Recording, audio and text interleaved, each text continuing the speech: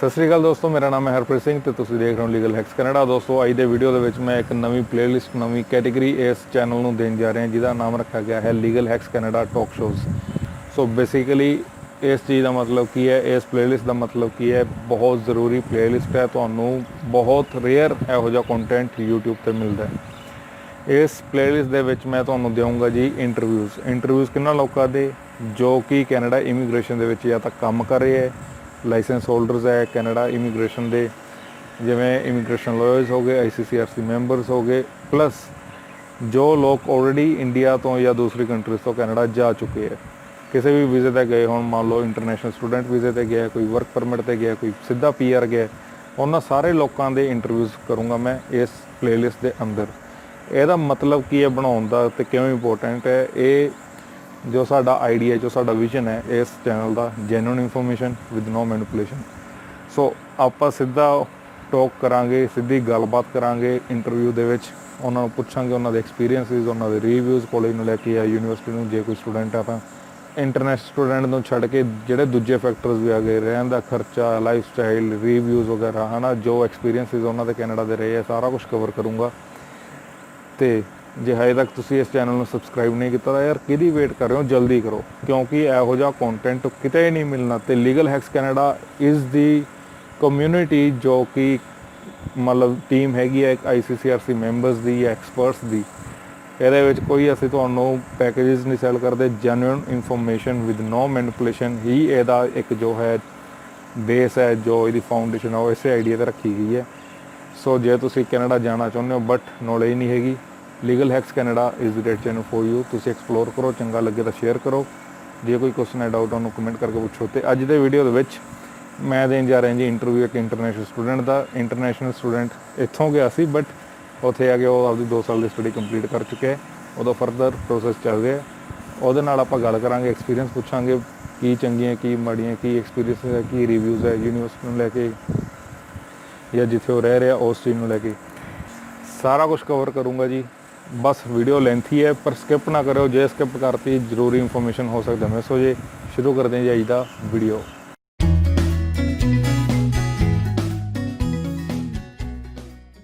Welcome ਅਬੀ to legal hacks Canada. ਅਤੇ ਸਾਰਿਆਂ ਨਾਲੋਂ ਪਹਿਲਾਂ ਵਿਊਅਰਸ ਨੂੰ ਇਹ ਦੱਸੋ ਕਿ ਤੁਹਾਡਾ ਐਕਸਪੀਰੀਅੰਸ ਕੀ ਹੈ, ਕੀ ਕਰਦੇ ਹੋ ਕੈਨੇਡਾ ਦੇ ਵਿੱਚ ਅਤੇ ਕਿਵੇਂ ਦਾ ਤੁਹਾਡੀ ਜਰਨੀ ਰਹੀ ਕੈਨੇਡਾ ਦੀ। ਹਾਂਜੀ, ਮੈਂ 2018 ਦੇ ਵਿੱਚ ਕੈਨੇਡਾ ਆਇਆ ਸੀਗਾ ਜੀ। ਮੇਰੀ ਇੰਡੀਆ ਤੋਂ graduation C in social sciences from Punjabi university Patiala.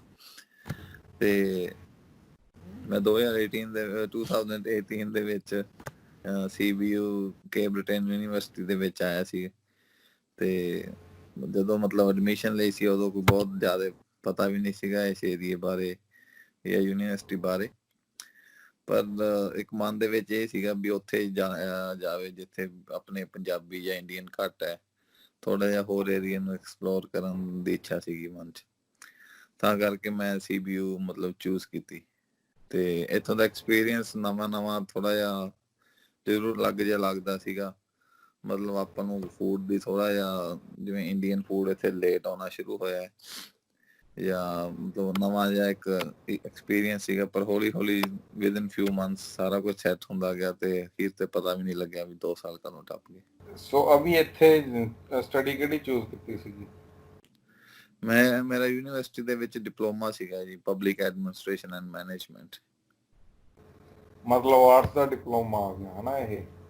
ਹਾਂਜੀ, ਮੇਰੀ ਇੰਡੀਆ ਤੋਂ ਜਿਵੇਂ ਆਰਟਸ ਦੇ ਵਿੱਚ ਹੀ ਡਿਗਰੀ ਸੀ ਸੋਸ਼ਲ ਸਾਇੰਸਿਸ, ਤਾਂ ਇਹ ਦਾ ਇੱਕ ਮਤਲਬ ਸੋਸ਼ਲ ਸਾਇੰਸਿਸ ਦਾ ਹੀ ਪਾਰਟ ਹੈ ਪਬਲਿਕ ਐਡਮਿਨਿਸਟ੍ਰੇਸ਼ਨ। ਸੋ ਇੰਡੀਆ ਵਿੱਚ ਜਿਵੇਂ ਕਾਫੀ ਫੇਮਸ 2 ਸਟਰੀਮਸ ਹੈ, ਮੈਡੀਕਲ ਐਂਡ ਨੋਨ ਮੈਡੀਕਲ, ਉਦੋਂ ਇਲਾਵਾ ਮਤਲਬ ਚੰਗਾ ਨਹੀਂ ਸਮਝਦੇ ਸਟਰੀਮਸ ਨੂੰ।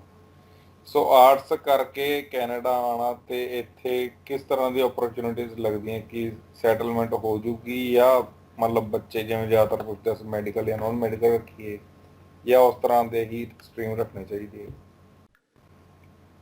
ਮਤਲਬ ਆਪਣੇ ਇੰਡੀਆ ਦੇ ਵਿੱਚ ਤਾਂ ਸੀਗਾ ਨਾ, ਮਤਲਬ ਹੁਣ ਜਿਵੇਂ ਉਹ ਇੰਡੀਆ ਦੇ ਵਿੱਚ ਤਾਂ ਲੋਕ ਮੈਡੀਕਲ ਨੋਨ ਮੈਡੀਕਲ ਇੱਕ ਮਤਲਬ ਫੇਮ ਨੂੰ ਲੈਂਦੇ ਆ ਵੀ ਹਾਂ ਵੀ ਵਧੀਆ ਡਿਗਰੀ ਹੈ ਕਹਿਣ ਦੇ ਵਿੱਚ। ਪਰ ਕੈਨੇਡਾ ਦੇ ਵਿੱਚ ਅਸਲ ਦੇ ਵਿੱਚ ਜੇ ਬੰਦਾ ਮੈਡੀਕਲ ਨੋਨ ਮੈਡੀਕਲ ਕਰਦਾ ਤਾਂ ਉਹਦਾ ਇੱਕ ਵਧੀਆ ਫਿਊਚਰ ਹੈ। ਇੱਥੇ ਤੁਹਾਨੂੰ ਇੰਜੀਨੀਅਰਸ ਦੀ ਜਾਂ ਨਰਸਿਸ ਦੀ ਆਲਵੇਸ ਇਹ ਡਿਮਾਂਡ ਰਹਿੰਦੀ ਹੈ ਇਹਦੇ ਵਿੱਚ, ਵੀ ਜੇ ਤੁਸੀਂ ਕੈਨੇਡਾ ਦੇ ਵਿੱਚ ਮੈਡੀਕਲ ਨੋਨ ਮੈਡੀਕਲ ਲੈ ਕੇ ਆਉਂਦੇ ਹੋ ਤਾਂ ਵਧੀਆ ਫਿਊਚਰ ਹੈਗਾ ਹੈ। ਪਰ ਜੇ ਆਪਾਂ ਗੱਲ ਕਰੀਏ ਆਰਟਸ ਦੀ, ਆਰਟਸ ਦੇ ਵਿੱਚ ਵੀ ਇੱਥੇ ਮਤਲਬ ਬਹੁਤ ਘੱਟ ਲੋਕ ਹੈ ਜਿਹੜੇ ਆਰਟਸ ਪਰਸਿਊ ਕਰਦੇ ਆ, ਇੱਥੇ ਯੂਨੀਵਰਸਿਟੀ ਦੇ ਵਿੱਚ ਕਰਦੇ ਆ। ਪਰ ਜਿਹੜੇ ਕਰਦੇ ਆ ਉਹ ਆਪਦੀ ਇਹਨੂੰ ਪ੍ਰੋਫੈਸ਼ਨਲ ਸਟੱਡੀ ਸਮਝ ਕੇ ਕਰਦੇ ਆ, ਵੀ ਆਪਣੇ ਨਿਗਾ ਵੀ BA ਕਰ ਲਈ ਚਲੋ ਵੀ ਛੱਡਤਾ। ਸੋ ਇਸ ਚੀਜ਼ ਨੂੰ ਜੇ ਆਪਾਂ ਇਦੋਂ ਵਧੀਆ ਐਕਸਪਲੇਨ ਕਰਨਾ ਹੋਵੇ ਤਾਂ ਇਸ ਚੀਜ਼ ਨੂੰ ਆਪਾਂ ਇਹ ਕਹਿ ਸਕਦੇ ਹਾਂ ਕਿ ਆਰਟਸ ਜਿਹੜੇ ਬੱਚੇ ਲੈਂਦੇ ਆ ਉਹ ਇਹ ਸੋਚ ਕੇ ਲੈਂਦੇ ਆ ਕਿ ਅਸੀਂ ਉਸ ਫੀਲਡ ਦੇ ਰਿਲੇਟਡ ਕੁਝ ਕਰਨਾ ਚਾਹੁੰਦੇ ਹਾਂ। ਜਿਵੇਂ ਕਿ ਮੰਨ ਲਓ ਬਈ ਜੇ ਕੋਈ ਬੱਚਾ ਪੁਲਿਸ 'ਚ ਜਾਣਾ ਚਾਹੁੰਦਾ ਹੈ ਤਾਂ ਉਹਨੂੰ ਜੇ ਆਰਟਸ ਦੇ ਸਬਜੈਕਟ ਉਹਦਾ ਅੱਧਾ ਕੰਮ ਖਤਮ ਹੋ ਜਾਂਦਾ। ਬਿਲਕੁਲ। ਤੇ ਜਿਵੇਂ ਕਿ ਇੰਡੀਆ ਦੇ ਵਿੱਚ ਮਤਲਬ ਵਿਊਅਰਸ ਨੂੰ ਮੈਂ ਦੱਸਦਾ ਬਈ ਜ਼ਿਆਦਾਤਰ ਬੱਚੇ ਜਿਹੜੇ ਆਰਟਸ ਲੈਂਦੇ ਹੈ ਉਹਨਾਂ ਦੀ ਮੈਂਟੈਲਿਟੀ ਇਹ ਹੁੰਦੀ ਹੈ ਕਿ ਉਹਨਾਂ ਨੇ UPSC ਦੀ ਤਿਆਰੀ ਕਰਨੀ ਹੈ। ਸੋ ਜੇ ਤੁਸੀਂ ਜਸਟ ਇੱਕ ਸਿੰਪਲ BA ਕਰਕੇ ਸੋਚਦੇ ਹੋ ਕਿ ਚੰਗਾ ਫਿਊਚਰ ਹੈ ਕੁਝ ਕਰ ਲਾਂਗੇ, ਉਵੇਂ ਨਹੀਂ ਹੁੰਦਾ। ਸਬਜੈਕਟ ਹਮੇਸ਼ਾ ਉਹ ਚੂਜ਼ ਕਰੋ ਜੋ ਤੁਸੀਂ ਪੜ੍ਹਨਾ ਚਾਹੁੰਦੇ ਹੋ, ਬਟ ਇੱਕ ਉਹਦਾ ਸੋਲਿਡ ਤੁਹਾਡੇ ਕੋਲ ਜਸਟੀਫਿਕੇਸ਼ਨ ਹੋਣੀ ਚਾਹੀਦੀ ਹੈ ਕਿ ਕਿਉਂ ਕਰ ਰਹੇ ਹੋ। ਸੋ ਜਿਵੇਂ ਕਿ ਅਭੀ ਨੇ ਕਿਹਾ ਕਿ ਜੇ ਕੈਨੇਡਾ ਦੇ ਵਿੱਚ ਵੀ ਆਰਟਸ ਕਰਦੇ ਹੈ ਉਹਨਾਂ ਦਾ ਇੱਕ ਸੋਲਿਡ ਰੀਜ਼ਨ ਹੁੰਦਾ, ਉਹ ਇੱਕ ਪ੍ਰੋਫੈਸ਼ਨਲਿਜ਼ਮ ਦੇ ਤੌਰ ਤੇ ਆਰਟਸ ਨੂੰ ਪਰਸਿਊ ਕਰਦੇ ਆ। ਐਂ ਨਹੀਂ ਕਿ ਹੋਰ ਕੁਛ ਨਹੀਂ ਮਿਲਿਆ ਚਲੋ ਜੀ ਆਰਟਸ ਲੈ ਲਓ। ਸੋ ਕੁਛ ਵੀ ਕਰਨਾ, ਚਾਹੇ ਕਮਰਸ ਕਰਨੀ ਹੈ ਚਾਹੇ ਆਰਟਸ ਕਰਨੀ ਹੈ, ਇੱਕ ਪ੍ਰੋਪਰ ਜਸਟੀਫਿਕੇਸ਼ਨ, ਇੱਕ ਪ੍ਰੋਪਰ ਰੀਜ਼ਨ ਹੋਣਾ ਚਾਹੀਦਾ ਕਿ ਤੁਸੀਂ ਉਸ ਸਟੱਡੀ ਨੂੰ ਕਿਉਂ ਚੂਜ਼ ਕਰ ਰਹੇ ਹੋ। So moving on to next question. ਅਭੀ ਇੱਥੋਂ ਦੇ ਬੱਚਿਆਂ ਦੀ ਜੋ ਸੋਚ ਹੈਗੀ ਆ ਉਹ ਇਹ ਹੈ ਕਿ ਇੱਕ ਵਾਰੀ ਸਟੂਡੈਂਟ ਵੀਜ਼ਾ ਲੈ ਲਓ ਤੇ ਕਹਾਣੀ ਖਤਮ। ਥੋੜਾ ਜਿਹਾ ਉਹਦੇ ਬਾਰੇ ਦੱਸ ਦਿਓ ਬਈ 2 ਸਾਲ ਦਾ ਸਟਰਗਲ ਕੀ ਰਹਿੰਦਾ ਇੱਕ ਸਟੂਡੈਂਟ ਦਾ, ਜਿੰਨੀ ਦੇਰ ਤੱਕ ਉਹਦੀ ਸਟੱਡੀ ਹੁੰਦੀ ਹੈ। ਦੇਖੋ ਕਿਸੇ ਹੱਦ ਤੱਕ ਇਹ ਗੱਲ ਠੀਕ ਵੀ ਹੈ, ਚਲੋ ਆਪਣੇ ਇੰਡੀਅਨਸ ਦੇ ਮਨ ਦੇ ਵਿੱਚ ਹੁੰਦਾ ਵੀ ਆਪਾਂ ਨੂੰ ਕੋਈ ਮਤਲਬ ਨਹੀਂ ਪੜ੍ਹਾਈ ਜਿਹੋ ਜਿਹੀ ਵੀ ਮਿਲੇ ਵੀ ਲੈ ਕੇ ਘਰੇ ਕੈਨੇਡਾ ਪਹੁੰਚ ਜਾਓ। ਪਰ ਜੇ ਆਪਾਂ ਇਹਨੂੰ ਲੌਂਗ ਟਰਮ ਸੋਚੀਏ ਜਾਂ ਬੰਦਾ ਜਦੋਂ ਇੱਥੇ ਆ ਜਾਂਦਾ ਉਦੋਂ ਬਾਅਦ ਇਹ ਚੀਜ਼ਾਂ ਫੀਲ ਕਰਦਾ ਵੀ ਸ਼ਾਇਦ ਮੈਂ ਜੇ ਆਪਦੀ ਫੀਲਡ ਦੀ ਪੜ੍ਹਾਈ ਲੈ ਕੇ ਆਉਂਦਾ ਤਾਂ ਮੈਂ ਉਹਦੇ 'ਚ ਵਧੀਆ ਕਰ ਸਕਦਾ ਸੀ, ਮੈਨੂੰ ਜੋਬ ਵਧੀਆ ਮਿਲ ਸਕਦੀ ਸੀ, ਜਾਂ ਮਤਲਬ ਮੈਂ ਕੋਈ ਉਹੋ ਜਿਹਾ ਕੋਰਸ ਚੂਜ਼ ਕਰਦਾ ਜਿਹੜਾ ਕੈਨੇਡਾ ਦੇ ਵਿੱਚ ਇਨ ਡਿਮਾਂਡ ਹੈ। ਤਾਂ ਇਹ ਚੀਜ਼ਾਂ ਬੰਦਾ ਕੈਨੇਡਾ ਆਉਣ ਤੋਂ ਪਹਿਲਾਂ ਨਹੀਂ ਸੋਚਦਾ, ਪਰ ਇਹ ਚੀਜ਼ਾਂ ਬਾਅਦ ਚੋਂ ਸੋਚਦਾ ਵੀ ਇੱਥੇ ਵੀ ਮੈਂ ਮੇਰੇ ਕੋਲ ਮਤਲਬ ਆਪਸ਼ਨ ਸੀਗੀ ਤਾਂ ਮੈਂ ਉਹ ਕਿਉਂ ਨਹੀਂ ਲਈ। ਤਾਂ ਕਰਕੇ ਮੈਂ ਕਹਿਣਾ ਚਾਹੂੰਗਾ ਵੀ ਜੇ ਬੰਦਾ ਪਹਿਲਾਂ ਥੋੜਾ ਜਿਹਾ ਰੈਸ਼ਨਲ ਹੋ ਕੇ ਸੋਚੇ ਵੀ ਮੈਨੂੰ ਟਾਈਮ ਲੱਗ ਜੇ ਕੋਈ ਗੱਲ ਨਹੀਂ, ਪਰ ਮੈਂ ਪੜ੍ਹਾਈ ਵਧੀਆ ਚੂਜ਼ ਕਰਕੇ ਜਾਣੀ ਹੈ, ਉਹਦੇ ਨਾਲ ਬੰਦੇ ਕੋਲੇ ਆਪਸ਼ਨ ਫਿਊਚਰ ਸੈੱਟ ਕਰਨ ਦੀਆਂ ਵਧੀਆ ਹੁੰਦੀਆਂ। ਸਟੂਡੈਂਟ ਦਾ ਸਟਰਗਲ ਕਿੰਨਾ ਕੁ ਰਹਿੰਦਾ ਹੁੰਦਾ, ਕਿਉਂਕਿ ਇੱਕ ਜਦੋਂ ਆਪਾਂ ਕੋਈ ਵੀ ਇੰਟਰਨੈਸ਼ਨਲ ਸਟੂਡੈਂਟ ਆਉਂਦਾ ਹੈ ਨਾ, ਉਹਨੇ ਆਪਦੀ ਪੜ੍ਹਾਈ ਤੇ ਆਪਦੇ ਖਰਚੇ, ਆਪਦੀ ਲਿਵਿੰਗ ਐਕਸਪੈਂਸ ਦੇਖਣਾ ਹੁੰਦਾ। ਹੁਣ ਇਹ ਕੁਐਸਚਨ ਪੁੱਛਣ ਦਾ ਮੇਰਾ ਮਤਲਬ ਕੀ ਹੈ ਕਿ ਇੰਡੀਆ ਵਿੱਚ ਜ਼ਿਆਦਾਤਰ 80% ਲਾ ਲਓ 70-80% ਮਿਡਲ ਕਲਾਸ ਫੈਮਲੀਜ਼ ਤੋਂ ਬੱਚੇ ਆਉਂਦੇ ਆ। ਸੋ ਉਹਨਾਂ ਦੇ ਪੇਰੈਂਟਸ ਕੀ ਕਰਦੇ, ਜ਼ਿਆਦਾਤਰ ਉਹ ਪ੍ਰੈਫਰ ਕਰਦੇ ਜੀ ਅਸੀਂ ਕਰਜ਼ੇ ਚੱਕ ਕੇ ਇੱਕ ਵਾਰੀ ਬੱਚੇ ਨੂੰ ਬਾਹਰ ਭੇਜ ਦਈਏ, ਮੁੜ ਕੇ ਬੱਚਾ ਸਾਨੂੰ ਜੋ ਪੇਰੈਂਟਸ ਐਕਸਪੈਕਟ ਕਰਦੇ ਆ ਹਨਾ ਕਿ ਬੱਚਾ ਸਾਨੂੰ ਉੱਥੋਂ 4 ਪੈਸੇ ਭੇਜੂਗਾ ਤੇ ਅਸੀਂ ਕਰਜ਼ਾ ਲਾ ਦਾਂਗੇ। ਇਸ ਸੈਂਸ ਦੇ ਵਿੱਚ ਕੀ ਸੱਚਾਈ ਕੀ ਹੈ ਇੱਕ ਇੰਟਰਨੈਸ਼ਨਲ ਸਟੂਡੈਂਟ ਦੀ? ਬਹੁਤ ਵਧੀਆ ਕੁਐਸਚਨ ਹੈ ਇਹ, ਮਤਲਬ ਮੇਰੇ ਵੀ ਦਿਮਾਗ ਦੇ ਵਿੱਚ ਸੀਗਾ ਜਦੋਂ ਮੈਂ ਆਉਣਾ ਸੀਗਾ, ਪਰ ਮੈਂ ਤੁਹਾਨੂੰ ਇੱਕ ਕਲੀਅਰ ਕਰ ਦੇਣਾ ਚਾਹੁੰਦਾ ਵੀ ਸਿਡਨੀ ਇੱਕ ਮਤਲਬ ਏਡਾ ਵੱਡਾ ਕੋਈ ਹੱਬ ਹੈ ਨਹੀਂਗਾ, ਛੋਟਾ ਸ਼ਹਿਰ ਹੈ। ਇੱਥੇ ਇੰਨੀ ਕੁ ਲਿਮਿਟ ਤੱਕ ਸਟੂਡੈਂਟਸ ਨੂੰ ਜੋਬ ਮਿਲ ਜਾਂਦੀਆਂ ਕਿ ਉਹ ਵੀ ਆਪਦੇ ਇੱਥੋਂ ਦੇ ਲਿਵਿੰਗ ਐਕਸਪੈਂਸਿਸ ਕੱਢ ਸਕਦਾ। ਪਰ ਜਿੱਥੋਂ ਤੱਕ ਗੱਲ ਆਉਂਦੀ ਹੈ ਵੀ ਸਾਰੀ ਫੀਸ ਸਟੂਡੈਂਟ ਆਪੇ ਭਰ ਦੂਗਾ ਜਾਂ ਉਹ ਆਪਦੇ ਪੇਰੈਂਟਸ ਨੂੰ ਉੱਥੇ ਪੈਸੇ ਭੇਜ ਦੂਗਾ, ਇਹ ਚੀਜ਼ ਮੈਨੂੰ ਨਹੀਂ ਲੱਗਦਾ ਇੱਥੇ ਪੋਸੀਬਲ ਹੋਊਗੀ। ਨਾ ਹੀ ਮੈਂ ਕਿਸੇ ਨੂੰ ਪ੍ਰੈਫਰ ਕਰੂੰਗਾ ਵੀ ਉਹ ਇਸ ਸੋਚ ਨਾਲ ਇਸ ਸ਼ਹਿਰ ਦੇ ਵਿੱਚ ਆਵੇ, ਕਿਉਂਕਿ ਮਤਲਬ ਇੱਥੇ ਲਿਮਿਟਡ ਕੰਮ ਹੈ। ਪਰ ਇੰਨਾ ਜ਼ਰੂਰ ਹੈ ਵੀ ਸਟੂਡੈਂਟ ਨੂੰ ਪਾਰਟ ਟਾਈਮ ਜੋਬ ਮਿਲ ਜਾਂਦੀ ਹੈ ਜਿਹਦੇ ਨਾਲ ਉਹ ਮਤਲਬ ਆਪਦਾ ਮਹੀਨੇ ਦਾ ਕੋਈ $400-500 ਕਮਾ ਲੈਂਦੇ ਆ ਤੇ ਇੰਨੇ ਕੁ ਦੇ ਵਿੱਚ ਉਹਨਾਂ ਦਾ ਖਰਚਾ ਵਧੀਆ ਨਿਕਲ ਜਾਂਦਾ। ਸੋ ਟੈਕਨੀਕਲੀ ਮੈਂ ਇਹ ਚੀਜ਼ ਕਹਿਣਾ ਚਾਹੂੰਗਾ ਬਈ ਜਿਹੜੇ ਪੇਰੈਂਟਸ ਇਹ ਸੋਚ ਕੇ ਆਪਦੇ ਬੱਚਿਆਂ ਨੂੰ ਕੈਨੇਡਾ ਭੇਜਣਾ ਚਾਹੁੰਦੇ ਆ ਜਾਂ ਭੇਜ ਰਹੇ ਆ ਕਿ ਅਸੀਂ ਇੱਕ ਵਾਰੀ ਕਰਜ਼ਾ ਲੈ ਲਈਏ ਤੇ ਬਾਅਦ ਸਾਡਾ ਬੱਚਾ ਸਾਨੂੰ ਪੈਸੇ ਭੇਜ ਕੇ ਤੇ ਕਰਜ਼ਾ ਲਾ ਦੂਗਾ, ਇਹ ਇੱਕ ਬਹੁਤ ਵੱਡਾ ਵਹਿਮ ਹੈ, ਆਪਦੇ ਦਿਮਾਗ ਚੋਂ ਕੱਢ ਦਿਓ। ਦੂਸਰੀ ਗੱਲ ਜਿਹੜੀ ਅਭੀ ਨੇ ਆਖੀ ਕਿ ਸਿਡਨੀ ਨਹੀਂ ਮਤਲਬ ਸਿਡਨੀ ਵਿੱਚ ਜੇ ਕੋਈ ਆਈ ਆ ਰਿਹਾ ਤਾਂ ਇਹ ਸੋਚ ਨਾਲ ਨਾ ਆਵੇ। ਇਹਨੂੰ ਮੈਂ ਬਹੁਤ ਬਰੋਡਲੀ ਇੱਕ ਸੈਂਸ ਵਿੱਚ ਇੱਕ ਚੀਜ਼ ਦੱਸਣਾ ਚਾਹੁੰਦਾ ਕਿ ਇਕੱਲਾ ਸਿਡਨੀ ਨਹੀਂ, ਜੋ ਕੈਨੇਡਾ ਗਵਰਨਮੈਂਟ ਦੀ ਅਫੀਸ਼ੀਅਲ ਗਾਈਡਲਾਈਨ ਹੈ ਕਿ ਬੱਚਾ ਹਫਤੇ ਦੇ ਵਿੱਚ ਸਿਰਫ 20 ਘੰਟੇ ਕੰਮ ਕਰ ਸਕਦਾ ਹੈ। ਲੀਗਲੀ 20 ਘੰਟੇ ਕੰਮ ਕਰਦਾ ਹੋਇਆ ਕੋਈ ਵੀ ਬੱਚਾ ਕਿਤੇ ਮਰਜ਼ੀ ਜੋਬ ਕਰ ਲੇ, ਆਪਦੇ ਸਾਰੇ ਖਰਚੇ ਆ ਤੁਹਾਨੂੰ ਇੰਡੀਆ ਵਿੱਚ ਪੈਸੇ ਨਹੀਂ ਭੇਜ ਸਕਦਾ। ਨਹੀਂ ਭੇਜ।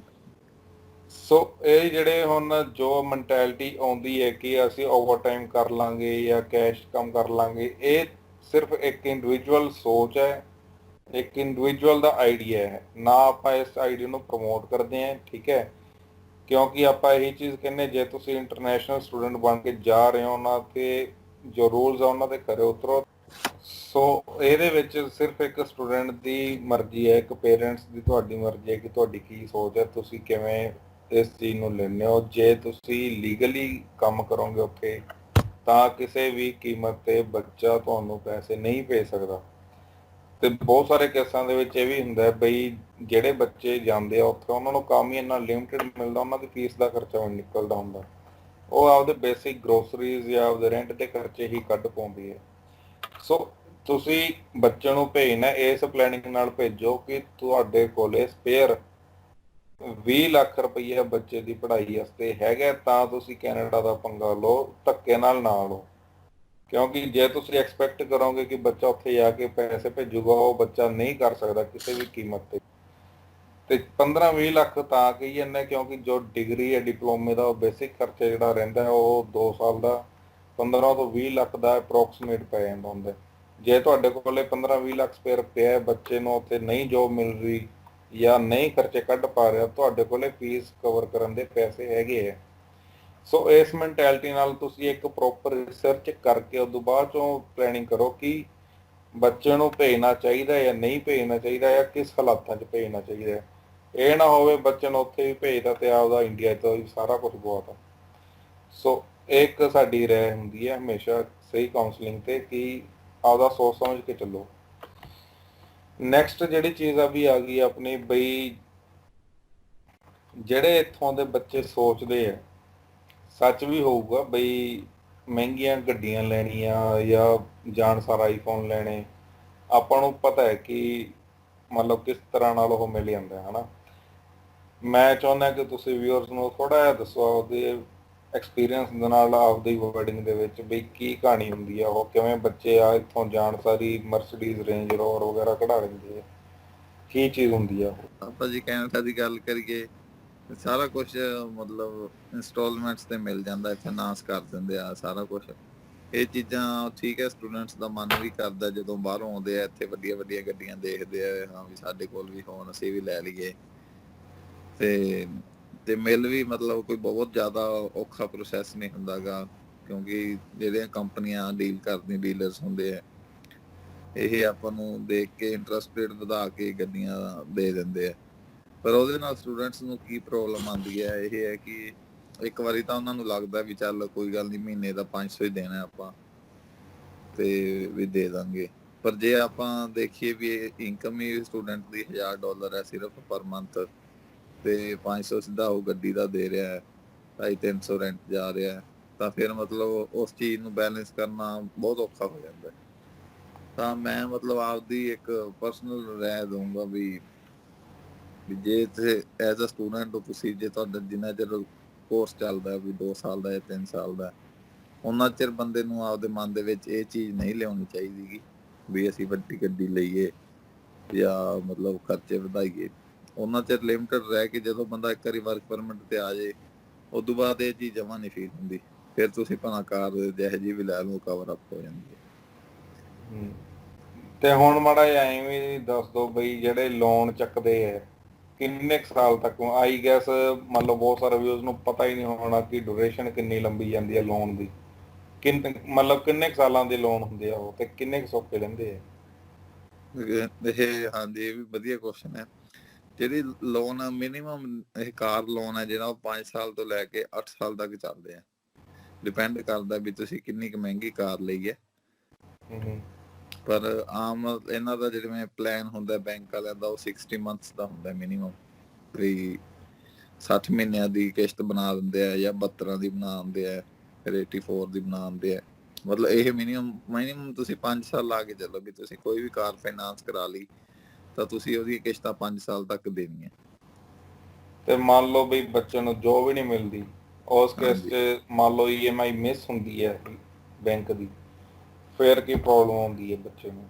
ਉਹਦੇ ਨਾਲ ਮਤਲਬ ਬਹੁਤ ਸਟੂਡੈਂਟ ਸ਼ਾਇਦ ਇਸ ਚੀਜ਼ ਨੂੰ ਲਾਈਟਲੀ ਲੈਂਦੇ ਆ, ਪਰ ਉਹਦੇ ਨਾਲ ਆਪਣਾ ਜੇ ਆਪਾਂ ਆਪਦਾ ਕੈਨੇਡਾ ਦੇ ਵਿੱਚ ਫਿਊਚਰ ਬਣਾਉਣਾ ਚਾਹੁੰਦੇ ਆ, ਜੇ ਆਪਣੀਆਂ ਇੰਸਟਾਲਮੈਂਟਸ ਵਗੈਰਾ ਮਿਸ ਹੋ ਜਾਣ ਜਾਂ ਤੁਹਾਡੇ ਤੋਂ ਇਹ ਚੀਜ਼ਾਂ ਮਤਲਬ ਕਵਰ ਅਪ ਨਾ ਹੋਣ ਤਾਂ ਆਪਣਾ ਇੱਕ ਰੈਕਟ ਖਰਾਬ ਹੁੰਦਾ ਇੱਥੇ ਸਾਰਾ, ਵੀ ਜਿਹੜਾ ਕਿ ਆਪਣੇ ਲੌਂਗ ਟਰਮ ਲਾਈਫ ਨੂੰ ਇਫੈਕਟ ਕਰੂਗਾ।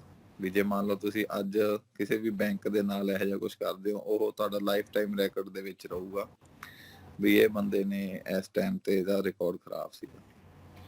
ਹੁਣ ਇਸ ਚੀਜ਼ ਨੂੰ ਮੈਂ ਥੋੜਾ ਇੰਡੀਆ ਨਾਲ ਰਿਲੇਟ ਕਰਕੇ ਦੱਸ ਦਿੰਦਾ, ਬਹੁਤ ਸਾਰੇ ਵਿਊਜ਼ ਨੂੰ ਉੱਥੋਂ ਕਲੈਰਿਟੀ ਮਿਲ ਜੂਗੀ। ਇੱਕ ਜਿਵੇਂ ਇੰਡੀਆ ਦੇ ਵਿੱਚ ਸਿਵਲ ਰਿਕਾਰਡ ਹੁੰਦਾ ਨਾ, ਐਂ ਬੈਂਕ ਦਾ ਕੈਨੇਡਾ ਦਾ ਰਿਕਾਰਡ ਹੁੰਦਾ, ਬੈਂਕ ਦੇ ਰਿਕਾਰਡ ਹੁੰਦੇ ਆ।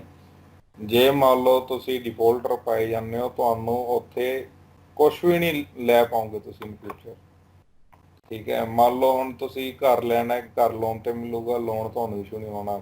ਕਾਰ ਲੈਣੀ ਹੈ, ਲੋਨ ਤੇ ਮਿਲੂ, ਉਹ ਤੁਹਾਨੂੰ ਇਸ਼ੂ ਨਹੀਂ ਹੋਣਾ। ਸੋ ਇਹ ਚੀਜ਼ਾਂ ਨੂੰ ਆਪਾਂ, ਠੀਕ ਹੈ, ਆਪਾਂ ਨੂੰ ਵੇਖਣ 'ਚ ਬਹੁਤ ਵੱਡੀਆਂ ਲੱਗਦੀਆਂ, ਸੋਹਣੀਆਂ ਲੱਗਦੀਆਂ, ਪਰ ਆਪਾਂ ਇਹਨਾਂ ਦੀ ਟੈਕਨੀਕੈਲਿਟੀਜ਼ ਦੇ ਵਿੱਚ ਨਹੀਂ ਜਾਂਦੇ। ਤੇ ਇਹ ਇੱਕ ਬਹੁਤ ਵੱਡੀ, ਮੈਂ ਸਮਝਦਾ ਬਈ ਮੂਰਖਤਾ ਹੈ ਲੋਕਾਂ ਦੀ, ਕਿ ਇਹਨਾਂ ਨੂੰ, ਠੀਕ ਹੈ, ਆਪਾਂ ਜਾਣਸਾਰ ਆਪਾਂ ਨੂੰ ਇੰਡੀਆ 'ਚੋਂ ਐਂ ਵੀ ਲੱਗਦਾ ਯਾਰ ਬਈ ਪਤਾ ਨਹੀਂ ਕਿੰਨਾ ਕੁ ਸੌਖਾ ਉੱਥੇ ਆ ਕਿ ਕਾਰ ਅਫੋਰਡ ਕਰਨੀ, ਕਰ ਲਓਗੇ ਯਾਰ, ਕੋਈ ਦਿੱਕਤ ਵਾਲੀ ਗੱਲ ਨਹੀਂ ਹੈ ਨਾ, ਬਟ ਸਿਰਫ ਕਾਰ ਲੈ ਕੇ ਹੀ ਸਾਰਾ ਕੁਝ ਕਵਰ ਅਪ ਨਹੀਂ ਹੁੰਦਾ। ਉਹਦੇ ਇੰਸ਼ੋਰੈਂਸ ਬਹੁਤ ਨਜਾਇਜ਼ ਪੈਂਦੀ ਹੈ, ਮੇਨਟੇਨੈਂਸ ਨਜਾਇਜ਼ ਪੈਂਦੀ ਹੈ, EMI ਨਜਾਇਜ਼ ਹੈ, ਹੈ ਨਾ। ਸੋ ਇਹਨਾਂ ਚੀਜ਼ਾਂ ਨੂੰ ਧਿਆਨ 'ਚ ਰੱਖਦੇ ਹੋਏ ਆਪਾਂ ਨੂੰ ਆਪਦੀ ਚਾਦਰ ਦੇ ਕੇ ਪੈਰ ਪਸਾਰਨੇ ਚਾਹੀਦੇ ਹੈ। ਸੋ ਅਗੇਨ ਇਹ ਮੇਰਾ ਵਿਊ ਹੈ, ਲੀਗਲ ਹੈਕਸ ਕੈਨੇਡਾ ਦਾ ਵਿਊ ਹੈ। ਫਾਈਨਲ ਡਿਸੀਜਨ ਤੁਹਾਡਾ, ਤੁਸੀਂ ਜੋ ਕਰਨਾ ਚਾਹੁੰਦੇ ਹੋ ਕਰੋ, ਸਾਨੂੰ ਕੋਈ ਪ੍ਰੋਬਲਮ ਨਹੀਂ। ਨੈਕਸਟ ਚੀਜ਼ ਆ ਗਈ ਬਈ ਏਰੀਆ ਜਿਹੜਾ ਹੈਗਾ, ਕਾਫੀ ਇੰਟਰਸਟਿੰਗ ਕੁਐਸਚਨ ਹੈ ਇਹ। ਜਦੋਂ ਮੇਰੇ ਤੋਂ ਕਾਉਂਸਲਿੰਗ ਲੈਣ ਆਉਂਦੇ ਆ ਲੋਕ, ਉਹਨਾਂ ਦਾ ਪਹਿਲਾ ਪ੍ਰੈਫਰੈਂਸ ਹੁੰਦੀ ਹੈ ਟੋਰਾਂਟੋ, ਬਰੈਂਪਟਨ, ਕਹਿੰਦਾ ਮਤਲਬ ਜਿੱਥੇ ਪੰਜਾਬੀ ਹੈ। ਉਸ ਤੋਂ ਬਾਅਦ ਚੋਂ ਬ੍ਰਿਟਿਸ਼ ਕੋਲੰਬੀਆ ਦੇ ਵਿੱਚ ਆ ਜਾਣਗੇ ਦੂਜੇ, ਚਾਹੇ ਸ਼ਹਿਰ ਦਾ ਪਤਾ ਨਾ ਹੋਣ, ਸਰੀ, ਵੈਨਕੂਵਰ। ਐਲਬਰਟਾ ਦੇ ਗਿਣਤੀ ਦੇ ਆ ਜਾਣਗੇ ਕੈਲਗਰੀ ਹੋ ਗਿਆ, ਐਡਮੰਟਨ ਹੋ ਗਿਆ। ਮੈਨੀਟੋਬਾ ਦੇ ਵਿੱਚ ਵਿਨੀਪੈਗ ਤੋਂ ਇਲਾਵਾ ਦੂਜਾ ਇਹਨਾਂ ਨੂੰ ਕੋਈ ਸ਼ਹਿਰ ਨਹੀਂ ਪਤਾ ਹੁੰਦਾ। ਮੈਂ ਸਾਰਿਆਂ ਦੀ ਗੱਲ ਨਹੀਂ ਕਰ ਰਿਹਾ, ਜਿੰਨੇ ਕੁ ਮੇਰੇ ਕੋਲ ਆਉਂਦੇ ਆ। ਸੋ ਇਸ ਚੀਜ਼ ਨੂੰ ਕਿੰਨੀ ਕੁ ਸੱਚਾਈ ਹੈ, ਮਤਲਬ ਕਿੰਨੀ ਕੁ ਇਹ ਇੱਕ ਸਟੂਡੈਂਟ ਪਰਸਪੈਕਟਿਵ ਤੋਂ ਵਧੀਆ ਚੀਜ਼ ਹੈ ਕਿ ਆਪਾਂ ਇਹਨਾਂ ਮਤਲਬ ਕਪਲ ਆਫ ਸਿਟੀਜ਼ ਨੂੰ ਲੈ ਕੇ ਦੂਸਰੀ ਬਿਯੋਂਡ ਡੈਟ ਲਿਮਿਟ ਆਪਾਂ ਸੋਚਦੇ ਹੀ ਨਹੀਂ। ਜੋ ਆਪਣੇ ਕੋਲ ਓਪਰਚੁਨਿਟੀਜ਼ ਹੈਗੀਆਂ ਇੱਥੇ, ਆਈ ਗੈਸ ਸਿਡਨੀ ਵੀ ਬਹੁਤ ਸਾਰੇ ਲੋਕਾਂ ਨੂੰ ਨਹੀਂ ਪਤਾ ਹੋਣਾ ਕਿ ਸਿਡਨੀ ਨੋਵਾ ਸਕੋਸ਼ੀਆ ਕੈਨੇਡਾ ਦੇ ਵਿੱਚ ਵੀ ਹੈਗੇ, ਹਨਾ, ਕਿਉਂਕਿ ਨਾਰਮਲੀ ਇਹਨੂੰ ਆਸਟ੍ਰੇਲੀਆ ਨਾਲ ਮਿਕਸ ਅਪ ਕਰ ਜਾਂਦੇ ਆ। ਸੋ ਇਹ ਬੱਚਾ ਜਦੋਂ ਇੰਡੀਆ ਚੋਂ ਕਾਉਂਸਲਿੰਗ ਲੈਂਦਾ, ਉਹਨੂੰ ਫਸਟ ਪ੍ਰੈਫਰੈਂਸ ਉਹਦੀ ਕੀ ਹੋਣੀ ਚਾਹੀਦੀ ਹੈ? ਦੇਖੋ ਮਤਲਬ ਏਰੀਆ ਨੂੰ ਲੈ ਕੇ ਮੈਂ ਕਹੂੰਗਾ ਵੀ ਬਹੁਤ ਧਿਆਨ ਨਾਲ ਚੂਜ਼ ਕਰਨ ਵਾਲੀ ਗੱਲ ਹੈ। ਵੀ ਆਪਾਂ ਮਤਲਬ ਐਕਸਪੀਰੀਅੰਸ ਕਰਦੇ ਆ, ਥੋੜਾ ਜਿਹਾ ਬੰਦਾ ਜਦੋਂ ਸਟੂਡੈਂਟ ਇੰਡੀਆ ਹੁੰਦਾ ਉਹ ਥੋੜਾ ਜਿਹਾ ਜਜ਼ਬਾਤੀ ਵੀ ਜ਼ਿਆਦਾ ਹੁੰਦਾ, ਵੀ ਉਹਨੂੰ ਐ ਹੁੰਦਾ ਵੀ ਇੱਕ ਵਾਰੀ ਕੈਨੇਡਾ ਪਹੁੰਚਾ ਦਿਓ, ਕਿਤੇ ਵੀ ਪਹੁੰਚਾ ਦਿਓ। ਪਰ ਇਸ ਚੀਜ਼ ਦਾ ਕਿਤੇ ਨਾ ਕਿਤੇ ਇਫੈਕਟ ਮੈਂ ਤੁਹਾਨੂੰ ਦੱਸਦਾ ਕਿਸ ਤਰ੍ਹਾਂ ਪੈਂਦਾ ਇੱਥੇ। ਮੰਨ ਲਓ ਕੋਈ ਸਟੂਡੈਂਟ ਇੰਡੀਆ ਤੋਂ ਆਉਂਦਾ, ਪਹਿਲੀ ਪ੍ਰੈਫਰੈਂਸ ਉਹਦੀ ਟੋਰਾਂਟੋ ਕਿਉਂ ਹੁੰਦੀ ਹੈ? ਉਹਦੇ ਕੁਝ ਕੁ ਕਾਰਨ ਹੈ। ਇੱਕ ਤਾਂ ਹੈਗਾ ਵੀ ਉੱਥੇ ਆਪਣੇ ਇੰਡੀਅਨ ਜ਼ਿਆਦਾ ਲੋਕ ਹੈ, ਅਗਲੇ ਨੂੰ ਐਂ ਲੱਗਦਾ ਵੀ ਆਪਣਾ ਏਰੀਆ। ਦੂਜੀ ਗੱਲ ਉੱਥੇ ਕੀ ਹੈ, ਬੰਦੇ ਨੂੰ ਕੰਮ ਮਿਲ ਜਾਂਦਾ, ਉਹਦੇ ਨਾਲ ਉਹਨਾਂ ਦੇ ਉਹ ਸੁਪਨੇ ਪੂਰੇ ਹੋ ਜਾਂਦੇ ਆ ਵੀ ਵੱਡੀ ਗੱਡੀ ਲੈ ਲਈ ਜੀ, ਸੋਹਣੇ ਮੋਬਾਈਲ ਲੈ ਲਏ, ਉਹ ਚੀਜ਼ਾਂ ਪੂਰੀਆਂ ਹੋ ਜਾਂਦੀਆਂ। ਤੇ ਔਖਾ ਜਿਹੜੀ ਮਤਲਬ ਗੱਲ ਆਉਂਦੀ ਆ ਉਹ ਇਹ ਹੈ ਵੀ ਉੱਥੇ ਪਹੁੰਚ ਤਾਂ ਜਾਂਦੇ ਆ, ਪਰ ਜਦੋਂ ਪੜ੍ਹਾਈ ਪੂਰੀ ਹੋ ਜਾਂਦੀ ਹੈ, ਗੱਲ ਆਉਂਦੀ ਹੈ ਵੀ ਹੁਣ ਅਸੀਂ PR ਲੈਣੀ ਹੈ, ਉਦੋਂ ਇਸ ਚੀਜ਼ ਨੂੰ ਜਿਹੜਾ ਉਹ ਇੰਡੀਆ ਤੋਂ ਸੋਚ ਕੇ ਨਹੀਂ ਆਉਂਦੇ ਵੀ ਉਦੋਂ ਬਾਅਦ ਦੀ ਉੱਥੇ ਮਤਲਬ ਕੀ ਪ੍ਰੋਸੀਜਰ ਚੱਲੂਗਾ। ਬਰੈਂਪਟਨ ਦੇ ਵਿੱਚ ਨੋ ਡਾਊਟ ਲੋਕ PR ਹੁੰਦੇ ਆ, ontario ਪ੍ਰੋਵਿੰਸ ਦੇ ਵਿੱਚ ਵੀ ਹੁੰਦੇ ਆ, BC 'ਚ ਵੀ ਹੁੰਦੇ ਆ, ਸਾਰੇ ਕਿਤੇ ਹੁੰਦੇ ਆ।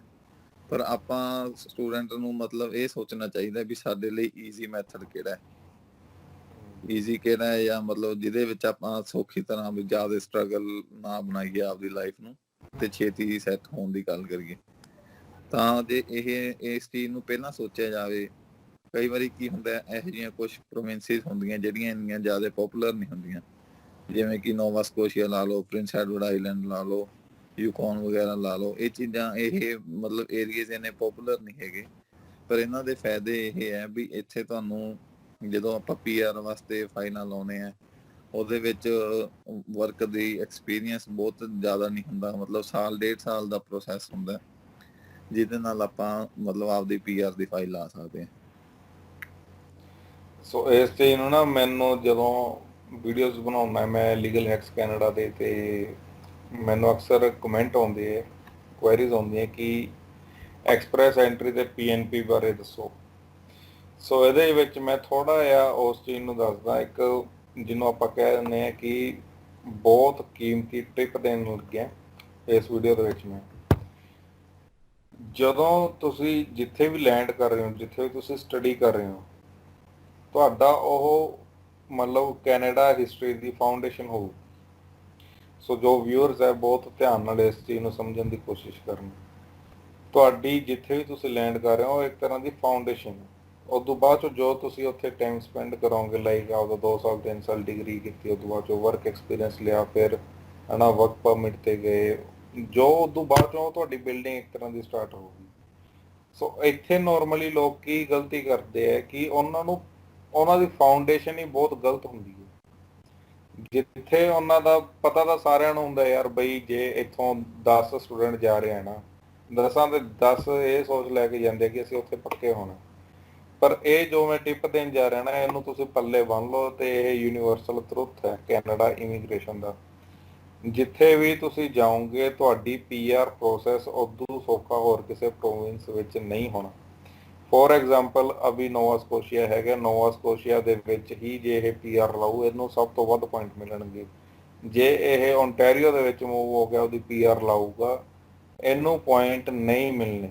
ਕਿਉਂ ਨਹੀਂ ਮਿਲਣੇ? ਜੇ ਮੰਨ ਲਓ ਓਨਟਾਰੀਓ PNP ਇਹ ਲਾਉਂਦਾ ਹੈ, ਉਹਨਾਂ ਦੀ ਕੰਡੀਸ਼ਨ ਹੋਊਗੀ ਕਿ ਓਨਟਾਰੀਓ ਦੇ ਵਿੱਚ ਸਟੱਡੀ ਹੋਵੇ, ਓਨਟਾਰੀਓ ਦੇ ਵਿੱਚ ਤੁਹਾਡਾ ਵਰਕ ਐਕਸਪੀਰੀਅੰਸ ਹੋਵੇ।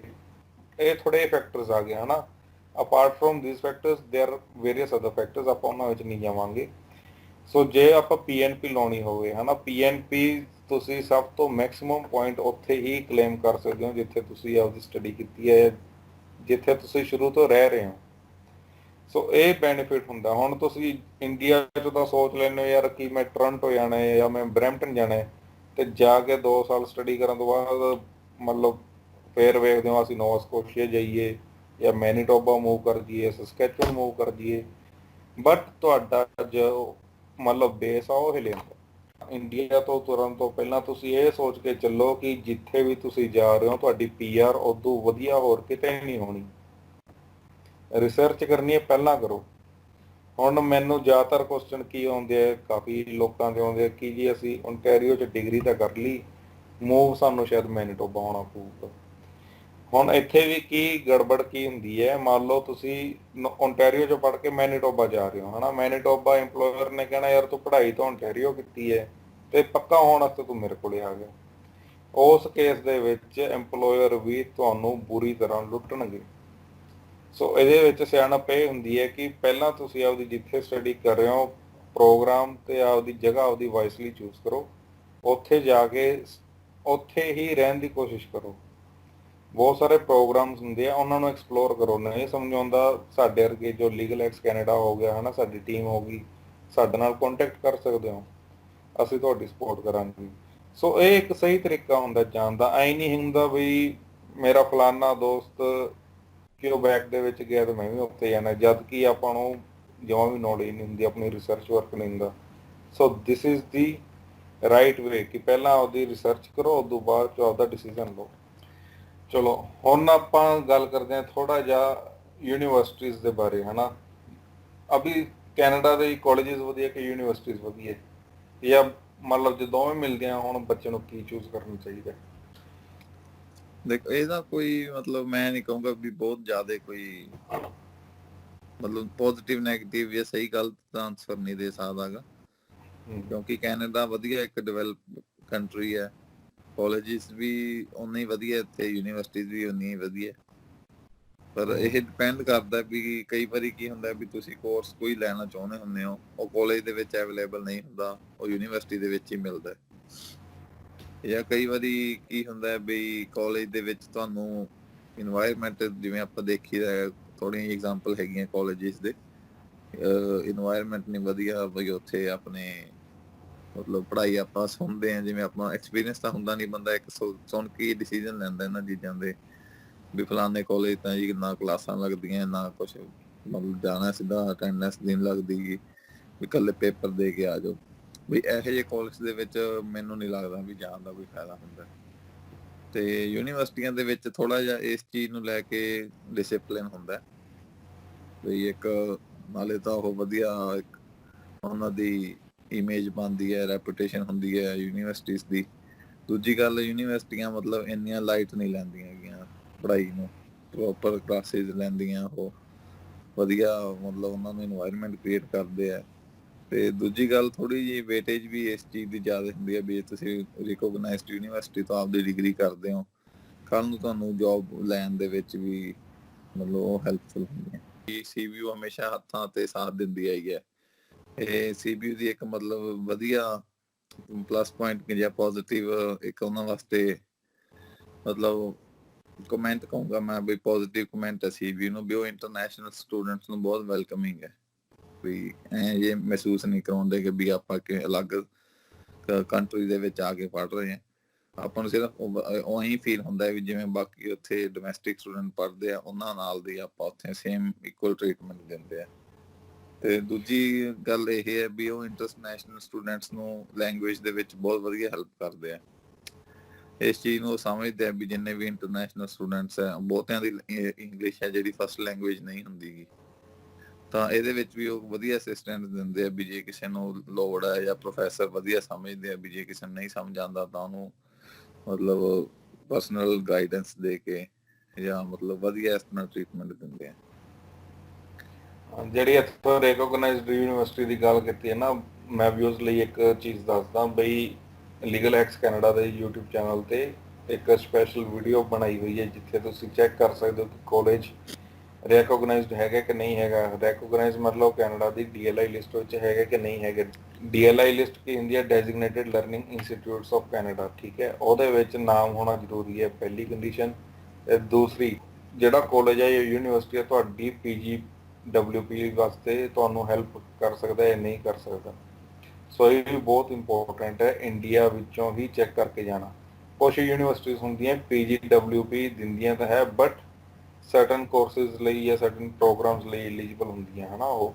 ਇਹ ਚੀਜ਼ ਤੁਸੀਂ ਇੰਡੀਆ 'ਚ ਚੈੱਕ ਕਰਕੇ ਜਾਣਾ ਹੁੰਦਾ ਕਿ ਤੁਹਾਡਾ ਜੋ ਪ੍ਰੋਗਰਾਮ ਹੈਗਾ ਉਹਦੇ ਵਿੱਚ ਤੁਹਾਡਾ ਕਾਲਜ ਜੋ ਹੈ ਉਹ PGWP ਲਈ ਐਲੀਜੀਬਲ ਹੈ ਕਿ ਨਹੀਂ ਹੈ। ਉਹ ਕਿਵੇਂ ਚੈੱਕ ਕਰਨਾ, ਉੱਪਰ ਆਈ ਬਟਨ ਤੇ ਸੁਜੈਸਟਡ ਵੀਡੀਓਜ਼ ਦੇ ਵਿੱਚ ਤੁਸੀਂ ਦੇਖ ਲਿਓ, ਉਹਦੇ ਵਿੱਚ ਮੈਂ ਲਿੰਕ ਪਾ ਦੂੰਗਾ ਉਹਦਾ, ਜਾਂ ਤੁਸੀਂ ਡਿਸਕ੍ਰਿਪਸ਼ਨ ਦੇ ਵਿੱਚ ਸਟੂਡੈਂਟ ਵੀਜ਼ੇ ਦੀ ਪਲੇਲਿਸਟ ਪਈ ਹੈ, ਉਹਦੇ ਵਿੱਚ ਜਾ ਕੇ ਤੁਸੀਂ ਆਪਦਾ ਦੇਖ ਸਕਦੇ ਹੋ ਵੀਡੀਓ ਨੂੰ। ਸੋ ਇਹਦੇ ਵਿੱਚ ਆ ਵੀ ਹੁਣ ਇੱਕ ਚੀਜ਼ ਹੋਰ ਆ ਗਈ ਇੱਥੋਂ ਹੀ ਕਿ ਆਪਣੇ ਇੰਡੀਆ ਦੇ ਵਿੱਚ ਨਾ ਇੱਕ ਨਵਾਂ, ਜਿਹਨੂੰ ਕਹਿੰਦੇ ਕਿ ਪੈਂਤਰਾ ਲੋਕਾਂ ਨੇ ਅਪਣਾਇਆ ਹੋਇਆ, 8-9 ਮਹੀਨਿਆਂ ਦੀ ਸਟੱਡੀ, ਉਸ ਤੋਂ ਬਾਅਦ 'ਚੋਂ 1 ਸਾਲ ਦਾ ਵਰਕ ਪਰਮਿਟ। ਉਹ ਤਾਂ ਮੈਂ ਵੀਡੀਓ ਵੀ ਬਣਾਈ ਸੀ ਵੀ ਉਹ ਕੀ ਚੀਜ਼ ਹੁੰਦੀ ਹੈ। ਬਈ 1 ਸਾਲ ਦਾ ਤੁਸੀਂ ਕੋਈ ਵੀ ਪ੍ਰੋਗਰਾਮ ਲੈ ਲਓ, ਕੰਟੀਨਿਊਸਲੀ ਕਰੋ, 8-9 ਮਹੀਨਿਆਂ 'ਚ ਹੋ ਜਾਊਗਾ, ਤੇ ਫਿਰ ਉਹਨੂੰ ਵਰਕ ਪਰਮਿਟ 1 ਸਾਲ ਦਾ ਇਸ਼ੂ ਹੁੰਦਾ। ਸੋ ਇਹ ਤਾਂ ਚਲੋ ਇੰਡੀਆ ਦੀ ਗੱਲ ਆ ਗਈ। ਕੈਨੇਡਾ ਦੇ ਵਿੱਚ ਮਤਲਬ ਬੀਇੰਗ ਆ ਇੰਟਰਨੈਸ਼ਨਲ ਸਟੂਡੈਂਟ ਇਨ ਕੈਨੇਡਾ, ਹੈ ਨਾ, ਤੁਸੀਂ ਇਸ ਚੀਜ਼ ਨੂੰ ਕਿਵੇਂ ਵੇਖਦੇ ਹੋ ਵੀ ਕੀ ਇਹ ਏਜੰਟਸ ਦੇ ਪ੍ਰਤੀ ਸਹੀ ਗੱਲ ਹੈ ਜੋ ਇਹ ਐਂ ਪੈਂਤਰੇ ਅਪਣਾਉਂਦੇ ਆ, ਜਾਂ ਕੋਈ ਕਹਿੰਦਾ ਕਿ ਯਾਰ ਵੀ 8-9 ਮਹੀਨੇ ਦੀ ਸਟੱਡੀ ਤੋਂ ਬਾਅਦ ਮੈਂ ਸਿੱਧਾ LMIA ਦਵਾ ਦੂੰਗਾ, ਬੱਚਿਆਂ ਨੂੰ ਪਤਾ ਵੀ ਨਹੀਂ ਹੁੰਦਾ LMIA ਹੁੰਦਾ ਕੀ ਹੈ।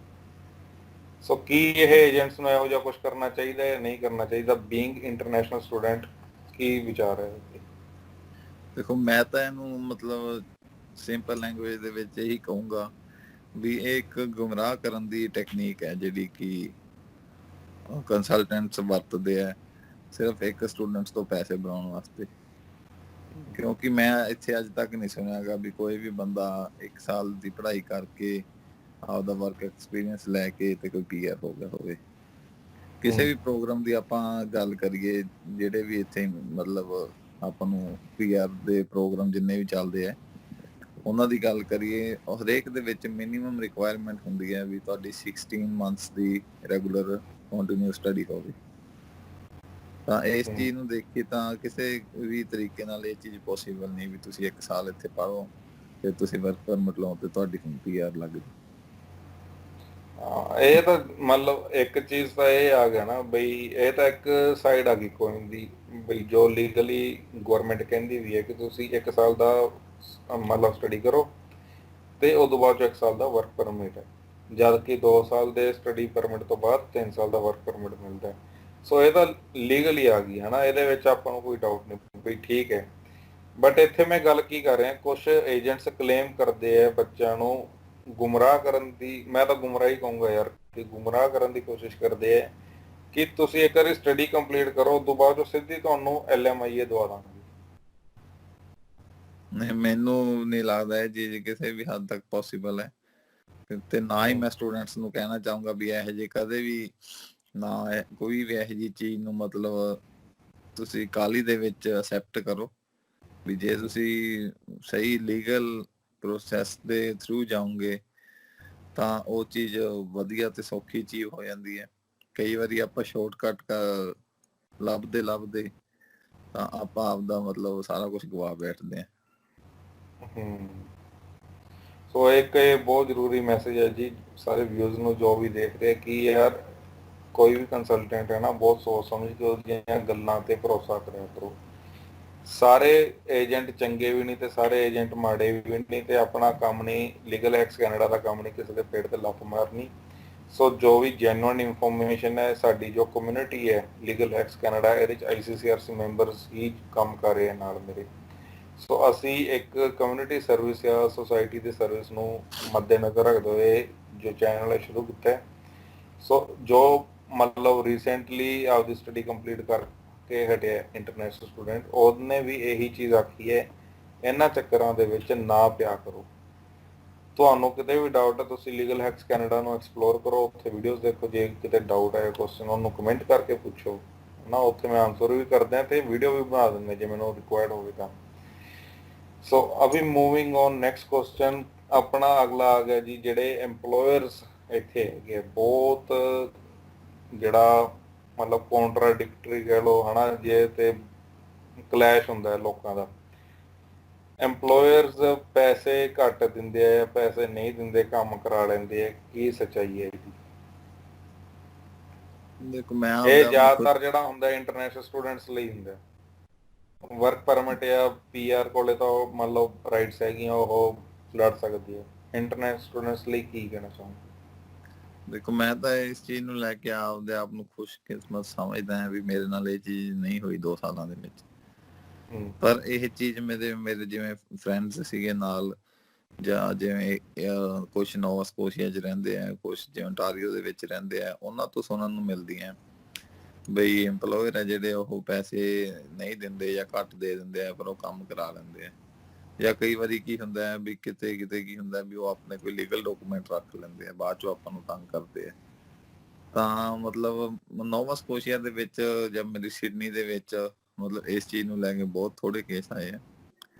ਪਰ ਜਿੱਥੇ ਆਪਾਂ ਦੇਖੀਏ ਆਪਣੇ ਮਤਲਬ ਦੂਸਰੀਆਂ ਪ੍ਰੋਵਿੰਸਾਂ ਦੇ ਵਿੱਚ, ਜਿੱਥੇ ਆਪਣੇ ਇੰਡੀਅਨ ਬਿਜ਼ਨਸ ਓਨਰਸ ਹੈ ਜਾਂ ਪੰਜਾਬੀ ਹੈ, ਉਹਦੇ ਵਿੱਚ ਇਹ ਚੀਜ਼ ਕਾਫੀ ਸੁਣਨ ਨੂੰ ਮਿਲਦੀ ਹੈ ਵੀ ਸਟੂਡੈਂਟਸ ਤੋਂ ਉਹ ਕੰਮ ਕਰਾ ਲੈਂਦੇ ਆ, ਜਾਂ ਉਹ ਮਤਲਬ ਕੰਮ ਕਰਾ ਲੈਂਦੇ ਆ, ਪੈਸੇ ਥੋੜੇ ਦਿੰਦੇ, ਜਿਵੇਂ ਮਿਨੀਮਮ ਵੇਜ ਰੇਟ ਵੀ ਨਹੀਂ ਦਿੰਦੇਗੇ। ਤਾਂ ਇਹ ਚੀਜ਼ ਮਤਲਬ ਸਟੂਡੈਂਟਸ ਨੂੰ ਕਈ ਵਾਰੀ ਫੇਸ ਕਰਨੀ ਪੈਂਦੀ ਹੈ। ਉਹ ਵੀ ਤਾਂ ਕੀ ਹੁੰਦਾ, ਆਪਾਂ ਮਤਲਬ ਸਟੂਡੈਂਟ ਕਈ ਵਾਰੀ ਕੀ ਕਰਦਾ, ਜਿਵੇਂ ਉਹਨਾਂ ਦੀ ਲਿਮਿਟ ਹੈਗੀ ਹੈ 20 ਘੰਟੇ ਮਤਲਬ ਮੈਕਸੀਮਮ ਉਹ ਵੀਕਲੀ ਕੰਮ ਕਰ ਸਕਦੇ ਆ, ਤਾਂ ਸਟੂਡੈਂਟ ਕੀ ਕਰਦੇ ਆ ਆਪਦੇ 20 ਘੰਟਿਆਂ ਤੋਂ ਜ਼ਿਆਦਾ ਕੰਮ ਕਰਨ ਦੇ ਲਾਲਚ ਦੇ ਵਿੱਚ ਉਹ ਇਸ ਤਰ੍ਹਾਂ ਐਕਸਪਲੋਇਟ ਹੁੰਦੇ ਆ। ਤੇ ਜੇ ਮੰਨ ਲਓ ਕੋਈ ਇੰਟਰਨੈਸ਼ਨਲ ਸਟੂਡੈਂਟ ਅੰਡਰਪੇਡ ਚੱਲ ਰਿਹਾ ਕਿਸੇ ਐਮਪਲੋਇਰ ਦੇ ਥਰੂ, ਉਹਦੇ ਕੋਲੇ ਕੀ ਰਾਈਟਸ ਹੈ?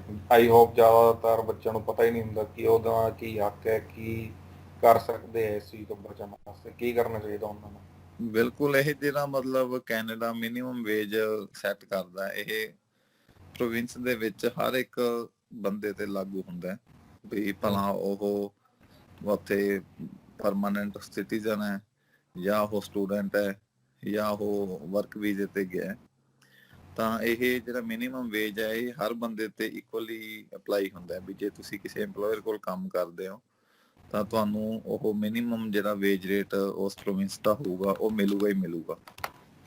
ਤਾਂ ਕਰਕੇ ਇਸ ਚੀਜ਼ ਨੂੰ ਸਟੂਡੈਂਟ ਨੂੰ ਸਮਝਣਾ ਚਾਹੀਦਾ ਵੀ ਉਹਨਾਂ ਨੂੰ ਪਤਾ ਹੋਵੇ ਵੀ ਉਸ ਪ੍ਰੋਵਿੰਸ ਦਾ ਮਿਨੀਮਮ ਵੇਜ ਰੇਟ ਕੀ ਹੈ। ਤੇ ਦੂਜੀ ਗੱਲ, ਜੇ ਉਹ ਉਹਨਾਂ ਨੂੰ ਮਤਲਬ ਪੈਸੇ ਨਹੀਂ ਦਿੰਦੇ ਜਾਂ ਮੁੱਕਰ ਜਾਂਦੇ ਆ ਤਾਂ ਉਹਨਾਂ ਕੋਲੇ ਇੱਕ ਇਹ ਮਤਲਬ ਆਪਸ਼ਨ ਹੁੰਦੀ ਹੈ ਕਿ ਹਰੇਕ ਪ੍ਰੋਵਿੰਸ ਦੇ ਵਿੱਚ ਲੇਬਰ ਯੂਨੀਅਨਸ ਹੁੰਦੀਆਂ, ਉਹ ਇਸ ਚੀਜ਼ ਨੂੰ ਮਤਲਬ ਹੈਲਪ ਕਰਦੀਆਂ ਵੀ ਜੇ ਤੁਹਾਨੂੰ ਲੱਗੇ ਵੀ ਇਹ ਤੁਹਾਨੂੰ ਐਕਸਪਲੋਇਟ ਕਰ ਰਿਹਾ ਹੈ ਜਾਂ ਮਤਲਬ ਕਿਸੇ ਵੀ ਤਰ੍ਹਾਂ ਖਰਾਬ ਕਰ ਰਿਹਾ, ਆਪਾਂ ਉਹਨਾਂ ਦੀ ਹੈਲਪ ਲੈ ਸਕਦੇ ਹੁੰਦੇ ਹਾਂ।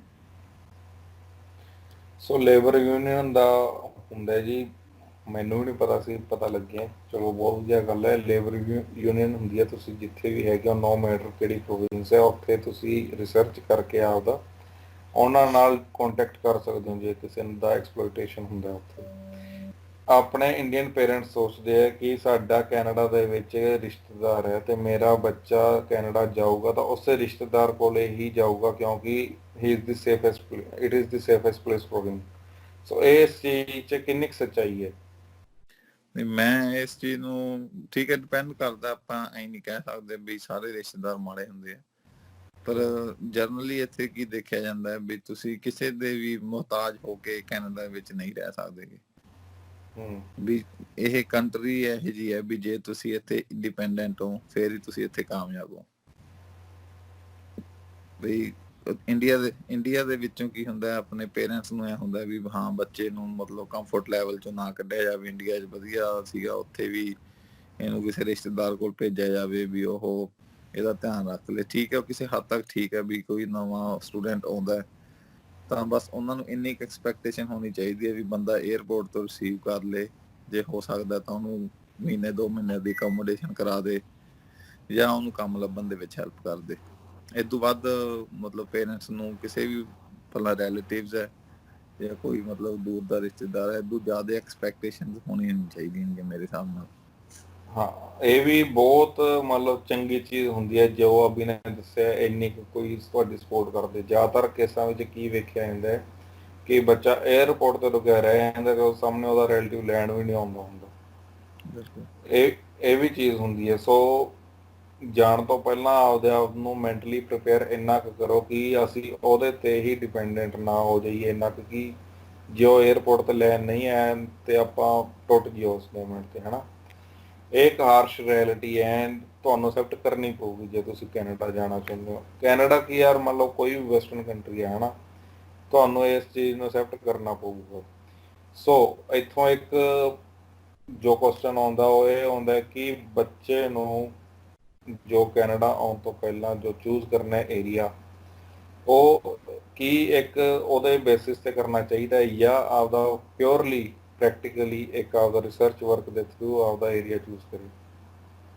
ਦੇਖੋ ਮੈਂ ਤਾਂ ਇਹਦੇ ਵਿੱਚ ਸਾਰਿਆਂ ਨਾਲੋਂ ਵੱਡਾ ਰੋਲ ਸਮਝੂੰਗਾ ਜਿਹੜੇ ਉਹਨਾਂ ਦੇ ਕੰਸਲਟੈਂਟ ਹੁੰਦੇ ਆ। ਕੋਈ ਵੀ ਸਟੂਡੈਂਟ ਦਾ ਜਿਹੜਾ ਕੰਸਲਟੈਂਟ ਹੈ, ਇਹ ਸਾਰਾ ਉਹਦਾ ਰੋਲ ਹੈ। ਮਤਲਬ ਏਰੀਆ ਕਿਵੇਂ ਚੂਜ਼ ਕਰਾਉਣਾ ਹੈ, ਕਿਵੇਂ ਦਾ ਮਤਲਬ ਪ੍ਰੋਗਰਾਮ ਚੂਜ਼ ਕਰਾਉਣਾ ਹੈ, ਕਿ ਉਹਨੂੰ ਆਪਾਂ ਮਤਲਬ ਅੱਗੇ ਸਾਰਾ ਫਿਊਚਰ ਉਹਦੇ ਹੱਥ ਦੇ ਵਿੱਚ ਹੁੰਦਾ। ਕਿਉਂਕਿ ਸਟੂਡੈਂਟ ਨੂੰ ਮਤਲਬ ਇਹ ਇੱਕ ਪ੍ਰੋਫੈਸ਼ਨਲ ਕੰਮ ਹੈ। ਸਟੂਡੈਂਟ ਮਤਲਬ ਖੁਦ ਰਿਸਰਚ ਕਰਨ ਦੇ ਬਾਵਜੂਦ ਵੀ ਇਹ 100% ਕਲੀਅਰ ਨਹੀਂ ਹੋ ਸਕਦਾਗਾ ਵੀ ਸਾਡੇ ਲਈ ਕੀ ਸਹੀ ਹੈ ਤੇ ਕੀ ਗਲਤ ਹੈ। ਤਾਂ ਮੈਂ ਇੱਥੇ ਮਤਲਬ ਕੰਸਲਟੈਂਟ ਦਾ ਰੋਲ ਸਾਰਿਆਂ ਨਾਲੋਂ ਇੰਪੋਰਟੈਂਟ ਕਹੂੰਗਾ ਵੀ ਉਹਨਾਂ ਨੂੰ ਕੰਸਲਟੈਂਟ ਇਸ ਤਰ੍ਹਾਂ ਚੂਜ਼ ਕਰਨਾ ਚਾਹੀਦਾ ਵੀ ਉਹ ਰਿਲਾਇਬਲ ਹੋਵੇ, ਵਧੀਆ ਰੈਪੂਟੇਸ਼ਨ ਹੋਵੇ ਤੇ ਉਹਨਾਂ ਨੂੰ ਮਤਲਬ ਉਹਨਾਂ ਦੀਆਂ ਗੱਲਾਂ ਤੋਂ ਲੱਗੇ ਵੀ ਹਾਂ ਠੀਕ ਹੈ ਵੀ ਇਹ ਸਹੀ ਤਰ੍ਹਾਂ ਗਾਈਡ ਕਰ ਰਹੇ ਆ।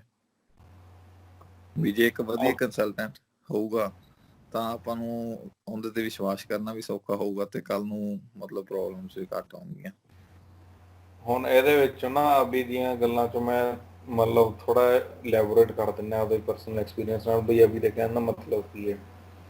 ਹੁਣ ਮੇਰੇ ਕੋਲੇ ਜਿੰਨੇ ਸਟੂਡੈਂਟਸ ਵੀ ਆਉਂਦੇ ਆ ਕਾਉਂਸਲਿੰਗ ਲੈਣ, ਉਹਨਾਂ ਦਾ ਕੀ ਇੱਕ ਮੋਟਾ ਪ੍ਰਿੰਸੀਪਲ ਹੁੰਦਾ ਕਿ ਜੀ ਅਸੀਂ ਆਪਦੀ ਮਰਜ਼ੀ ਨਾਲ ਮਤਲਬ ਅਸੀਂ ਫਲਾਣੇ ਏਰੀਏ ਦੇ ਵਿੱਚ ਜਾਣਾ ਚਾਹੁੰਦੇ ਹਾਂ ਕਾਰਨ ਮੇਰਾ ਉੱਥੇ ਦੋਸਤ ਹੈ, ਠੀਕ ਹੈ। ਜਾਂ ਮੇਰਾ ਉੱਥੇ ਰਿਸ਼ਤੇਦਾਰ ਹੈ, ਆਪਾਂ ਇਹ ਕੰਸਲਟੈਂਟ ਕੋਲੇ ਜਾਂਦੇ ਤਾਂ ਹੈ, ਆਪਾਂ ਇੰਸਟੈਡ ਆਫ ਆਸਕਿੰਗ ਦੇਮ ਹੈ ਨਾ, ਆਪਾਂ ਉਹਨਾਂ ਨੂੰ ਜਸਟ ਦੱਸਦੇ ਹਾਂ ਕਿ ਸਾਡਾ ਫਲਾਣੇ ਏਰੀਏ ਦੇ ਵਿੱਚ ਫਲਾਣੇ ਕਾਲਜ 'ਚ ਐਡਮਿਸ਼ਨ ਕਰਾ ਦਿਓ। ਆਪਾਂ ਉਹਨਾਂ ਦੀ ਐਕਸਪਰਟੀਜ਼ ਲੈਣ ਦੀ, ਉਹਨਾਂ ਦੀ ਗਾਈਡੈਂਸ ਲੈਣ ਦੀ ਕੋਸ਼ਿਸ਼ ਹੀ ਨਹੀਂ ਕਰਦੇ। ਸੋ ਉਸ ਕੇਸ ਦੇ ਵਿੱਚ ਮੰਨ ਲਓ ਹੁਣ ਮੈਂ ਤੁਹਾਡੇ ਕੋਲੇ ਆਵਾਂ, ਜਾਂ ਤੁਸੀਂ ਮੰਨ ਲਓ ਇੱਕ ਪੇਸ਼ੈਂਟ ਡਾਕਟਰ ਕੋਲੇ ਜਾਵੇ, ਤੇ ਡਾਕਟਰ ਨੂੰ ਪੁੱਛਣ ਦੀ ਬਜਾਏ ਕਿ ਜੀ ਮੈਨੂੰ ਕਿਸ ਤਰ੍ਹਾਂ ਨਾਲ ਦਵਾਈ ਲੈਣੀ ਚਾਹੀਦੀ ਹੈ, ਮੈਨੂੰ ਇਹ ਪ੍ਰੋਬਲਮ ਹੈ ਹਨਾ, ਜੇ ਉਹ ਪੇਸ਼ੈਂਟ ਹੀ ਦੱਸਣ ਲੱਗ ਜੇ ਕਿ ਜੀ ਮੈਨੂੰ ਆ ਫਲਾਨੀ ਦਵਾਈ ਦੇ ਦਿਓ, ਇੰਨੀ ਡੋਜ਼ ਦੇ ਦਿਓ, ਮੈਂ ਆਪੇ ਘਰੇ ਜਾ ਕੇ ਲੈ ਲਵਾਂ, ਯਾਰ ਤੁਹਾਨੂੰ ਫਿਰ ਡਾਕਟਰ ਦੀ ਲੋੜ ਕੀ ਹੈ? ਸਾਡਾ ਕੰਮ ਹੈ, ਅਸੀਂ ਸਾਲਾਂ ਤੋਂ ਕੰਮ ਕਰਦੇ ਆ ਰਹੇ ਹਾਂ, ਜਦੋਂ ਤੁਸੀਂ ਸਾਡੀ ਸੁਣਨੀ ਨਹੀਂ ਤੇ ਫਿਰ ਕਾਉਂਸਲਿੰਗ ਦਾ ਮਤਲਬ ਕੀ ਹੋਇਆ? ਮਤਲਬ ਤੁਸੀਂ ਵੀਜ਼ਾ ਲਵਾਉਣਾ ਉਹਦਾ ਕਿਤੋਂ ਵੀ ਲਵਾ ਲਓ। ਸੋ ਇੱਥੇ ਜ਼ਿਆਦਾਤਰ ਕੰਪਨੀਆਂ ਕੀ ਕਰਦੀਆਂ ਇੰਡੀਆ ਦੇ ਵਿੱਚ, ਉਹ ਤੁਹਾਨੂੰ ਕਲੀਅਰ ਕੱਟ ਆਖਣਗੇ ਜੀ ਤੁਸੀਂ ਸਟੂਡੈਂਟ ਵੀਜ਼ਾ ਲੈਣ ਆਏ ਸੀ, ਅਸੀਂ ਤੁਹਾਨੂੰ ਦਵਾਤਾ, ਸਾਡਾ ਕੰਮ ਖਤਮ। ਬਟ ਜੋ ਲੀਗਲ ਹੈਕਸ ਕੈਨੇਡਾ ਕੰਮ ਕਰਦੀ ਆ ਉਹ ਡਿਫਰੈਂਟ ਕਿਉਂ ਹੈ? ਕਿਉਂਕਿ ਸਾਡੇ ਕੋਲੇ ICCRC ਮੈਂਬਰਸ ਹੈ, ਤੇ ਅਸੀਂ ਜਿਹੜੀ ਫਾਈਲ ਤੇ ਕੰਮ ਕਰਦੇ ਹਾਂ ਉਹ ਇੱਕ ਤੁਹਾਡਾ ਇੰਟਰਨੈਸ਼ਨਲ ਸਟੂਡੈਂਟ ਤੋਂ ਲੈ ਕੇ PR ਤੱਕ ਦੀ ਜਰਨੀ ਤੇ ਅਸੀਂ ਜੋ ਹੈ ਉਹਦੇ ਤੇ ਫਾਈਲ ਤੇ ਕੰਮ ਕਰਦੇ ਹਾਂ। ਬਟ ਸੈਡ ਪਾਰਟ ਇਹ ਹੈ ਇਸ ਚੀਜ਼ ਦਾ ਕਿ ਸਾਡੇ ਤੋਂ ਐਡਵਾਈਸ ਲੈ ਕੇ ਕਰਨੀ ਤੁਸੀਂ ਫਿਰ ਵੀ ਆਪਦੀ ਮਰਜ਼ੀ ਹੈ ਹਨਾ, ਤੇ ਕੱਲ ਨੂੰ ਜਦੋਂ ਕੋਈ ਪ੍ਰੋਬਲਮ ਆਉਂਦੀ ਹੈ ਫਿਰ ਤੁਸੀਂ ਕਾਲ ਕਰਦੇ ਹੋ ਕਿ ਜੀ ਆਹ ਪ੍ਰੋਬਲਮ ਹੋ ਗਈ, ਕਿਵੇਂ ਕਰੀਏ, ਆਹ ਸਿਚੁਏਸ਼ਨ ਹੈ ਇੱਥੇ, ਕਿਵੇਂ ਇਹਨੂੰ ਹੈਂਡਲ ਕਰੀਏ। ਯਾਰ ਜਦੋਂ ਤੁਸੀਂ ਮਤਲਬ ਆਪਦੀ ਮਰਜ਼ੀ ਨਾਲ ਆਪਦੇ ਕੇਸ ਨੂੰ ਉਹਦੇ ਤੇ ਅਪਲਾਈ ਕੀਤਾ ਹੈ ਨਾ, ਤੇ ਸਰਕਮਸਟਾਂਸਿਸ ਦੇ ਮਤਲਬ ਜ਼ਿੰਮੇਵਾਰ ਵੀ ਤੁਸੀਂ ਹੋ। ਸੋ ਜੇ ਤੁਸੀਂ ਸਾਡੇ ਕੋਲੇ ਆ ਰਹੇ ਹੋ, ਸਾਡੇ ਕਹਿਣ ਤੇ ਚੱਲ ਰਹੇ ਹੋ, ਫਿਰ ਕੋਈ ਪ੍ਰੋਬਲਮ ਆਉਂਦੀ ਹੈ ਫਿਰ ਤੁਸੀਂ ਸਾਨੂੰ ਪੁੱਛੋ, ਹੈ ਨਾ। ਸੋ ਕਹਿਣ ਦਾ ਮਤਲਬ ਸਿਰਫ ਇੰਨਾ ਹੈ ਕਿ ਤੁਸੀਂ ਇੱਕ ਚੰਗਾ ਕੰਸਲਟੈਂਟ ਭਾਲਦੇ ਹੋ ਤਾਂ ਉਹਦੇ ਤੇ ਰਿਲਾਈ ਕਰਨ ਦੀ ਵੀ ਕੋਸ਼ਿਸ਼ ਕਰੋ। ਬਿਲਕੁਲ। ਹੁਣ ਇੱਥੋਂ ਇੱਕ ਮੈਂ ਛੋਟੀ ਜਿਹੀ ਐਗਜ਼ਾਮਪਲ ਦਿੰਦਾ, ਮੇਰੇ ਕੋਲੇ ਨਾ ਇੱਕ ਕੇਸ ਆਇਆ, ਮੈਂ ਨਾਮ ਨਹੀਂ ਲਊਂਗਾ ਕਿਸੇ ਦਾ। ਉਸ ਬੱਚੇ ਦੇ ਸੀਗੇ 5.5 ਬੈਂਡਸ, 2 ਮੋਡਿਊਲ ਚੋਂ ਓਵਰਆਲ ਸੀਗੇ 6, ਪਤਾ ਨਹੀਂ 6.5। ਤੇ ਉਹਨੂੰ ਮਤਲਬ ਸਾਡਾ ਜੋ ਐਕਸਪੀਰੀਅੰਸ ਹੈ, ਸਾਡੀ ਐਕਸਪਰਟੀਜ਼ ਹੈ, ਉਸ ਬੇਸਿਸ ਤੇ ਉਹਨੂੰ 100% ਸ਼ੋਰਟੀ ਦਿੱਤੀ ਕਿ ਯਾਰ ਤੇਰਾ ਸਕਸੈਸਫੁਲੀ ਕੇਸ ਲੱਗੂਗਾ ਵੀ ਤੇ ਵੀਜ਼ਾ ਵੀ ਆਊਗਾ, ਕਿਉਂਕਿ ਅਸੀਂ ਇਹ ਇਹੋ ਜਿਹੇ ਕੇਸ ਹੈਂਡਲ ਕੀਤੇ ਹੋਏ ਆ। ਸੋ ਉਸ ਬੱਚੇ ਨੂੰ ਇੰਨੀ ਸ਼ੋਰਟੀ ਦੇਣ ਦੇ ਬਾਵਜੂਦ ਵੀ ਉਹ ਡਬਲ ਮਾਈਂਡਡ ਹੈ। ਡਬਲ ਮਾਈਂਡਡ ਕਿਉਂ ਹੈ? ਕਿਉਂਕਿ ਯਾਰ ਸਾਰੇ ਕਹਿੰਦੇ ਆ ਕਿ 6 ਇੰਚ ਦੀ ਰਿਕੁਆਇਰਮੈਂਟ ਹੈ, 6 ਇੰਚ ਨਹੀਂ ਹੈਗੇ ਤਾਂ ਉਹਨਾਂ ਦੇਰ ਮਤਲਬ ਕੈਨੇਡਾ ਦਾ ਵੀਜ਼ਾ ਨਹੀਂ ਆਉਣਾ, ਹਨਾ। ਸੋ ਇਹਦੇ ਤੇ ਵੀ ਮੈਂ ਸਪੈਸ਼ਲ ਇੱਕ ਵੀਡੀਓ ਬਣਾਇਆ ਹੋਇਆ। 6 ਇੰਚ ਦਾ ਜੋ ਕਨਸੈਪਟ ਹੁੰਦਾ ਉਹ SDS ਫਾਈਲ ਵਾਸਤੇ ਹੁੰਦਾ। ਜੇ ਮੰਨ ਲਓ ਤੁਹਾਡੇ 6 ਇੰਚ ਨਹੀਂ ਹੈਗੇ, ਐਂ ਨਹੀਂ ਹੈਗਾ ਤੁਹਾਡਾ ਵੀਜ਼ਾ ਨਹੀਂ ਆਉਣਾ, ਇਟ ਇਜ਼ ਜਸਟ ਕਿ ਤੁਹਾਡੀ ਫਾਈਲ SDS ਅੰਡਰ ਨਹੀਂ ਆਣੀ, ਹੋਰ ਕੁਝ ਨਹੀਂ ਹੁੰਦਾ। ਉਹੀ ਬਸ ਜਿਵੇਂ ਮੇਰੇ ਤੋਂ ਪੁੱਛ ਲਿਆ, ਉਦੋਂ ਬਾਅਦ ਚੋਂ ਦੂਜੇ ਕੋਲੇ ਗਿਆ, ਉਹ ਕਹਿੰਦਾ ਜੀ 6 ਇੰਚ ਤੋਂ ਬਿਨਾਂ ਫਾਈਲ ਨਹੀਂ ਲੱਗਣੀ, ਐ ਕਰ ਕਰਕੇ ਟਾਈਮ ਆਪਦਾ ਟਪਾ ਲਿਆ। ਸੋ ਆਈ ਡੋਂਟ ਨੋ ਕਿ ਉਹਨੇ ਹੁਣ ਮਤਲਬ ਫਾਈਲ ਲਾਈ ਹੈ ਨਹੀਂ ਲਾਈ ਹੈ, ਕਿੱਥੋਂ ਲਾਊਗਾ ਉਹ। ਸੋ ਉਹ ਆਪਣਾ ਕੰਸਰਨ ਹੈ ਵੀ ਨਹੀਂ, ਹਨਾ, ਉਹਦੀ ਉਹ ਆਪਦੀ ਮਰਜ਼ੀ ਹੈ। ਸਾਡਾ ਰੋਲ ਹੈ, ਮਤਲਬ ਸਾਡੀ ਜ਼ਿੰਮੇਵਾਰੀ ਹੈ ਜੀ, ਸਾਨੂੰ ਨੌਲੇਜ ਹੈ, ਅਸੀਂ ਤੁਹਾਨੂੰ ਉਹਦੇ ਤੇ ਗਾਈਡ ਕਰੀਏ। ਸੋ ਵੀ ਨੈਕਸਟ ਚੀਜ਼ ਆਪਣੀ ਆਉਂਦੀ ਹੈ ਕਿ ਜਿਹੜਾ ਨੋਵਾ ਸਕੋਸ਼ੀਆ ਹੈ, ਇਹ ਅਟਲਾਂਟਿਕ ਰੀਜਨ 'ਚ ਆਉਂਦਾ। ਅਟਲਾਂਟਿਕ ਰੀਜਨ ਦੀ ਖਾਸੀਅਤ ਕੀ ਹੈ, ਮਤਲਬ ਕਿਉਂ ਇੱਥੇ ਬੱਚਿਆਂ ਨੂੰ ਆਉਣਾ ਚਾਹੀਦਾ? ਕਿਉਂਕਿ ਇਹ ਏਰੀਏਜ਼ ਜੋ ਹੈਗੇ ਆ ਪਪੂਲਰ ਨਹੀਂ ਹੈਗੇ। ਅਟਲਾਂਟਿਕ ਰੀਜਨ ਦੀ ਆਪਾਂ ਗੱਲ ਕਰੀਏ, ਨਿਊ ਬਰੰਸਵਿਕ ਨੂੰ ਕੋਈ ਨਹੀਂ ਜਾਂਦਾ, ਪ੍ਰਿੰਸ ਐਡਵਰਡ ਆਈਲੈਂਡ ਨੂੰ ਕੋਈ ਨਹੀਂ ਜਾਂਦਾ, ਨੋਵਾ ਸਕੋਸ਼ੀਆ ਕੋਈ ਨਹੀਂ ਜਾਂਦਾ, ਹਨਾ। ਬਟ ਇਹ ਬਾਕੀ ਦੇ ਕੈਨੇਡਾ ਨਾਲੋਂ ਬਹੁਤ ਸਪੈਸ਼ਲ ਹੈ। ਕਿਉਂ ਸਪੈਸ਼ਲ ਹੈ, ਕਿਉਂ ਇੱਥੇ ਆਉਣਾ ਚਾਹੀਦਾ ਹੈ, ਉਹਦੇ ਬਾਰੇ ਆਪਦੇ ਥੋੜੇ ਜਿਹੇ ਵੀਡੀਓ। ਦੇਖੋ, ਮਤਲਬ ਜਿਸ ਤੱਕ ਮੇਰਾ ਐਕਸਪੀਰੀਅੰਸ ਹੈ, ਮੈਂ ਤੁਹਾਨੂੰ ਕਹਿਣਾ ਚਾਹੂੰਗਾ ਕਿ ਬਈ ਕੈਨੇਡਾ ਦੇ ਵਿੱਚ ਮਤਲਬ ਪੋਪੂਲੇਸ਼ਨ ਬਹੁਤ ਥੋੜੀ ਹੈ, ਤੇ ਕੈਨੇਡਾ ਦੀ ਗਵਰਨਮੈਂਟ ਕੀ ਹੈ, ਇਹ ਬਹੁਤ ਸਿਸਟਮੈਟਿਕਲੀ ਆਪਦੇ ਏਰੀਆ ਨੂੰ ਐਕਸਪੈਂਡ ਕਰ ਰਹੀ ਹੈ। ਵੀ ਕੋਈ ਟਾਈਮ ਹੁੰਦਾ ਸੀਗਾ ਵੀ ਲੋਕ ਸਿਰਫ ਬ੍ਰਿਟਿਸ਼ ਕੋਲੰਬੀਆ ਜਾਂਦੇ ਹੁੰਦੇ ਸੀਗੇ, ਫਿਰ ਟਾਈਮ ਆਇਆ ਲੋਕ ontario ਦੇ ਵਿੱਚ ਹੀ ਜਾਂਦੇ ਹੁੰਦੇ ਸੀਗੇ, ਫਿਰ ਟਾਈਮ ਆਇਆ ਲੋਕਾਂ ਨੇ ਮੈਨੀਟੋਬਾ ਜਾਣਾ ਸ਼ੁਰੂ ਕਰਤਾ। ਹੁਣ ਉਹ ਕੀ ਕਰ ਰਿਹਾ, ਹੁਣ ਸਾਰੇ ਜਣੇ ਮਤਲਬ ਐਡਵਾਈਸ ਕਰ ਰਹੇ ਵੀ ਤੁਸੀਂ ਐਟਲਾਂਟਿਕ ਏਰੀਆ ਦੇ ਵਿੱਚ ਜਾਓ। ਇਹ ਕਿਸੇ ਹੱਦ ਤੱਕ ਤਾਂ ਇਹ ਗਵਰਨਮੈਂਟ ਦੀ ਸਟ੍ਰੈਟਜੀ ਹੈ ਵੀ ਉਹ ਆਪਦੇ ਸਾਰੇ ਕੈਨੇਡਾ ਨੂੰ ਡਿਵੈਲਪ ਕਿਵੇਂ ਕਰਨਗੇ। ਤੇ ਇਸ ਚੀਜ਼ ਦਾ ਮਤਲਬ ਸਟੂਡੈਂਟਸ ਕਿਵੇਂ ਬੈਨੀਫਿਟ ਲੈ ਸਕਦੇ ਆ, ਉਹ ਇਹ ਹੈ ਵੀ ਆਪਾਂ ਨੂੰ ਪਤਾ ਹੋਣਾ ਚਾਹੀਦਾ ਵੀ ਇਸ ਟਾਈਮ ਦੇ ਵਿੱਚ ਜਿਹੜੀ ਕੈਨੇਡਾ ਗਵਰਨਮੈਂਟ ਹੈ ਉਹ ਕਿਹੜੇ ਏਰੀਏ ਤੇ ਫੋਕਸ ਕਰ ਰਹੀ ਹੈ। ਅਬ ਇਹ ਕਾਮਨ ਸੈਂਸ ਦੀ ਗੱਲ ਵੀ ਹੈ ਵੀ ਜੇ ਆਪਾਂ ਦੇਖੀਏ ਵੀ ਓਨਟਾਰੀਓ ਦੇ ਵਿੱਚ, ਓਨਟਾਰੀਓ ਆਲਰੇਡੀ ਡਿਵੈਲਪ ਹੋ ਚੁੱਕਿਆ ਹੈ, ਜਾਂ ਮਤਲਬ ਗਵਰਨਮੈਂਟ ਦਾ ਜਿਹੜਾ ਫੋਕਸ ਹੈ ਉਹ ਉੱਥੇ ਉਹਨਾਂ ਜ਼ਿਆਦਾ ਨਹੀਂ ਹੋਊਗਾ ਜਿੱਥੇ ਜਿੰਨਾ ਕਿ ਮਤਲਬ ਉਹ ਏਰੀਆ ਦੇ ਵਿੱਚ ਹੋਊਗਾ ਜਿਨ੍ਹਾਂ ਨੂੰ ਉਹਨਾਂ ਨੇ ਹਜੇ ਆਬਾਦ ਕਰਨਾ ਹੈ। ਤਾਂ ਉਵੇਂ ਹੀ ਇੱਕ ਮਤਲਬ ਅਟਲਾਂਟਿਕ ਏਰੀਆ ਹੈ ਹੁਣ ਇਸ ਟਾਈਮ ਦੇ ਉੱਤੇ, ਜਿਹੜਾ ਗਵਰਨਮੈਂਟ ਦੀ ਮਤਲਬ ਇੱਕ ਪ੍ਰੈਫਰਡ ਏਰੀਆਸ ਦੇ ਵਿੱਚ ਆਉਂਦਾ ਹੈ ਵੀ ਉਹਨਾਂ ਨੇ ਇਸ ਏਰੀਆ ਦੇ ਵਿੱਚ ਪੋਪੂਲੇਸ਼ਨ ਵਧਾਉਣੀ ਹੈ ਤੇ ਇਹਨਾਂ ਨੂੰ ਡਿਵੈਲਪ ਕਰਨਾ ਹੈ। ਤਾਂ ਕਰਕੇ ਜਿਹੜਾ ਅਟਲਾਂਟਿਕ ਏਰੀਆ ਇਸ ਟਾਈਮ ਦੇ ਉੱਤੇ ਮਤਲਬ ਇੱਕ ਵਧੀਆ ਏਰੀਆ ਇੰਟਰਨੈਸ਼ਨਲ ਸਟੂਡੈਂਟਸ ਲਈ ਆਉਣਾ ਤੇ ਇੱਥੇ ਸੈੱਟ ਹੋਣਾ।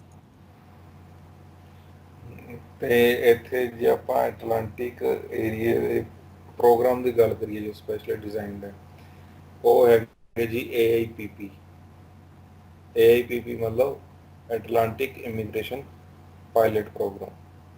ਤੇ ਇਹਦੇ ਅੰਡਰ ਕੀ ਚੀਜ਼ ਹੈ, ਮਤਲਬ ਬਹੁਤ ਸੌਖੀ ਤੁਹਾਡੀ PR ਹੋ ਜਾਂਦੀ ਹੈ, ਬਟ ਸ਼ਰਤ ਉਹੀ ਹੈ ਜਿਵੇਂ ਕਿ ਮੈਂ ਪਹਿਲਾਂ ਦੱਸਿਆ ਸੀ, ਤੁਹਾਡੀ ਫਾਊਂਡੇਸ਼ਨ ਜੋ ਹੈਗੀ ਆ ਉਹ ਨੋਵਾ ਸਕੋਸ਼ੀਆ ਦੀ ਹੈ, ਐਟਲਾਂਟਿਕ ਰੀਜਨ ਦੀ ਹੋਣੀ ਚਾਹੀਦੀ ਹੈ।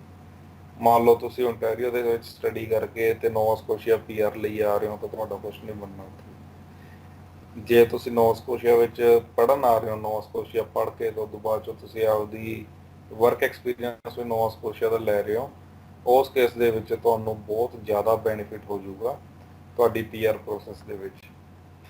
ਸੋ ਇਹਦਾ ਜੋ ਮਤਲਬ ਰਿਕੁਆਇਰਮੈਂਟਸ ਹੈ, ਕਾਫੀ ਮਿਨੀਮਮ ਰਿਕੁਆਇਰਮੈਂਟਸ ਹੁੰਦੀਆਂ ਤੇ ਬਹੁਤ ਚੰਗੀਆਂ ਚੰਗੀਆਂ ਸਟਰੀਮਸ ਆ। ਲਾਈਕ ਕਿਤੇ ਵੀ ਤੁਸੀਂ ਨੋਵਾ ਸਕੋਸ਼ੀਆ ਛੱਡੋ, ਐਟਲਾਂਟਿਕ ਰੀਜਨ 'ਚ ਪੜ੍ਹ ਰਹੇ ਹੋ, ਤੁਹਾਡੀ PR ਬਹੁਤ ਸੌਖੀ ਹੋਈ ਹੋਊਗੀ।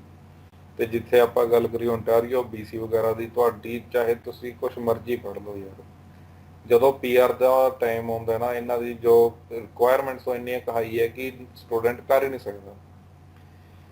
ਸੋ ਇੱਥੇ ਹੁਣ ਇੱਕ ਕੁਐਸਚਨ ਆਉਂਦਾ ਹੈ ਕਿ ਸਹੀ ਟਾਈਮ ਕਿਹੜਾ ਹੈ ਕੈਨੇਡਾ ਜਾਣ ਦਾ, +2 ਤੋਂ ਬਾਅਦ ਕਿ ਡਿਗਰੀ ਤੋਂ ਬਾਅਦ? ਦੇਖੋ ਮੈਨੂੰ ਮਤਲਬ ਜਿੱਥੋਂ ਤੱਕ ਐਕਸਪੀਰੀਅੰਸ ਹੈ, ਮਤਲਬ ਕਈ ਫੈਕਟਰਸ ਹੈ ਜਿਹੜੇ ਇਸ ਕੁਐਸਚਨ ਨੂੰ ਲੈ ਕੇ ਜੁੜੇ ਹੋਏ ਆ ਬਈ +2 ਤੋਂ ਬਾਅਦ ਹੋਣਾ ਚਾਹੀਦਾ, ਡਿਗਰੀ ਤੋਂ ਬਾਅਦ ਹੋਣਾ ਚਾਹੀਦਾ ਹੈ, ਪੋਸਟ ਡਿਗਰੀ ਤੋਂ ਬਾਅਦ ਹੋਣਾ ਚਾਹੀਦਾ ਹੈ। ਉਹਦੇ ਅਲੱਗ-ਅਲੱਗ ਆਨਸਰ ਦੇਖੋ। ਮਤਲਬ ਇੱਕ ਤਾਂ ਹੁੰਦਾ ਮੈਚਿਓਰਿਟੀ ਲੈਵਲ, ਮਤਲਬ ਆਪਾਂ ਜੇ ਗੱਲ ਕਰੀਏ +2 ਕਰਕੇ ਜਿਹੜਾ ਸਟੂਡੈਂਟ ਆਉਂਦਾ ਹੈ ਉਹਦਾ ਮੈਚਿਓਰਿਟੀ ਲੈਵਲ ਇੰਨਾ ਨਹੀਂ ਹੁੰਦਾ ਕਿ ਉਹ ਇੱਕੋ ਦਮ ਮਤਲਬ ਡਿਵੈਲਪਡ ਕੰਟਰੀ ਦੇ ਵਿੱਚ ਆ ਕੇ ਆਪਦਾ ਮਤਲਬ ਵਿਜ਼ਨ ਕਲੀਅਰ ਰੱਖ ਕੇ ਕੰਮ ਕਰ ਸਕੇ। ਕੀ ਹੁੰਦਾ ਸਾਰਿਆਂ ਨਾਲੋਂ ਜ਼ਿਆਦਾ ਇਹ ਪ੍ਰੋਬਲਮ +2 ਕੀਤੇ ਸਟੂਡੈਂਟਸ ਦੇ ਵਿੱਚ ਹੀ ਆਉਂਦੀ ਹੈ ਵੀ ਇੱਥੇ ਆ ਕੇ ਉਹ ਆਪਦੇ ਇਨਫਲੂਐਂਸ 'ਚ ਆ ਜਾਂਦੇ ਛੇਤੀ, ਲਾਈਕ ਇਨਫਲੂਐਂਸ ਨਾਈਟ ਕਰਕੇ ਲਾਈਫ ਤੇ ਆਪਦਾ ਦੇਖਣੀ। ਮੇਨ ਗੋਲ ਹੈ ਜਿਹੜਾ ਉਹਨੂੰ ਗਵਾ ਬੈਠਦੇ ਆ। ਹੂੰ ਤੇ ਮਤਲਬ ਮੈਂ ਹਮੇਸ਼ਾ ਪ੍ਰੈਫਰ ਕਰੂੰਗਾ ਵੀ ਜੇ ਤੁਸੀਂ ਥੋੜਾ ਜਿਹਾ ਮਤਲਬ ਇੰਡੀਆ ਦੇ ਵਿੱਚੋਂ ਐਟਲੀਸਟ ਡਿਗਰੀ ਕਰਕੇ ਆਓ, ਜਾਂ ਜੇ ਤੁਸੀਂ +2 ਤੋਂ ਬਾਅਦ ਆਉਣੇ ਹੋ ਤਾਂ ਤੁਹਾਡੇ ਕੋਲ ਇੱਕ ਵਧੀਆ ਗਾਈਡਰ ਹੋਣਾ ਚਾਹੀਦਾ ਵੀ ਜਿਹੜਾ ਤੁਹਾਨੂੰ ਇੱਥੇ ਗਾਈਡ ਕਰ ਸਕੇ, ਤੇ ਜਾਂ ਤੁਸੀਂ ਮਤਲਬ ਕਿਸੇ ਤੇ ਟਰਸਟ ਕਰਦੇ ਹੋ, ਮਤਲਬ ਇੱਕ ਇੱਕ ਵਧੀਆ ਮੈਂਟਰ ਹੋਣਾ ਚਾਹੀਦਾ ਬੱਚੇ ਹੋਣਾ ਕੋਲ। ਚਾਹੀਦਾ। ਹਾਂਜੀ, ਕਿਉਂਕਿ ਇੱਥੇ ਮਤਲਬ ਬਹੁਤ ਪੁਆਇੰਟ ਇਹੋ ਜਿਹੇ ਆਉਂਦੇ ਆ ਜਿੱਥੇ ਤੁਹਾਨੂੰ ਇੱਕ ਐਕਸਪੀਰੀਅੰਸ ਪਰਸਨ ਦੀ ਲੋੜ ਪੈਂਦੀ ਹੈ।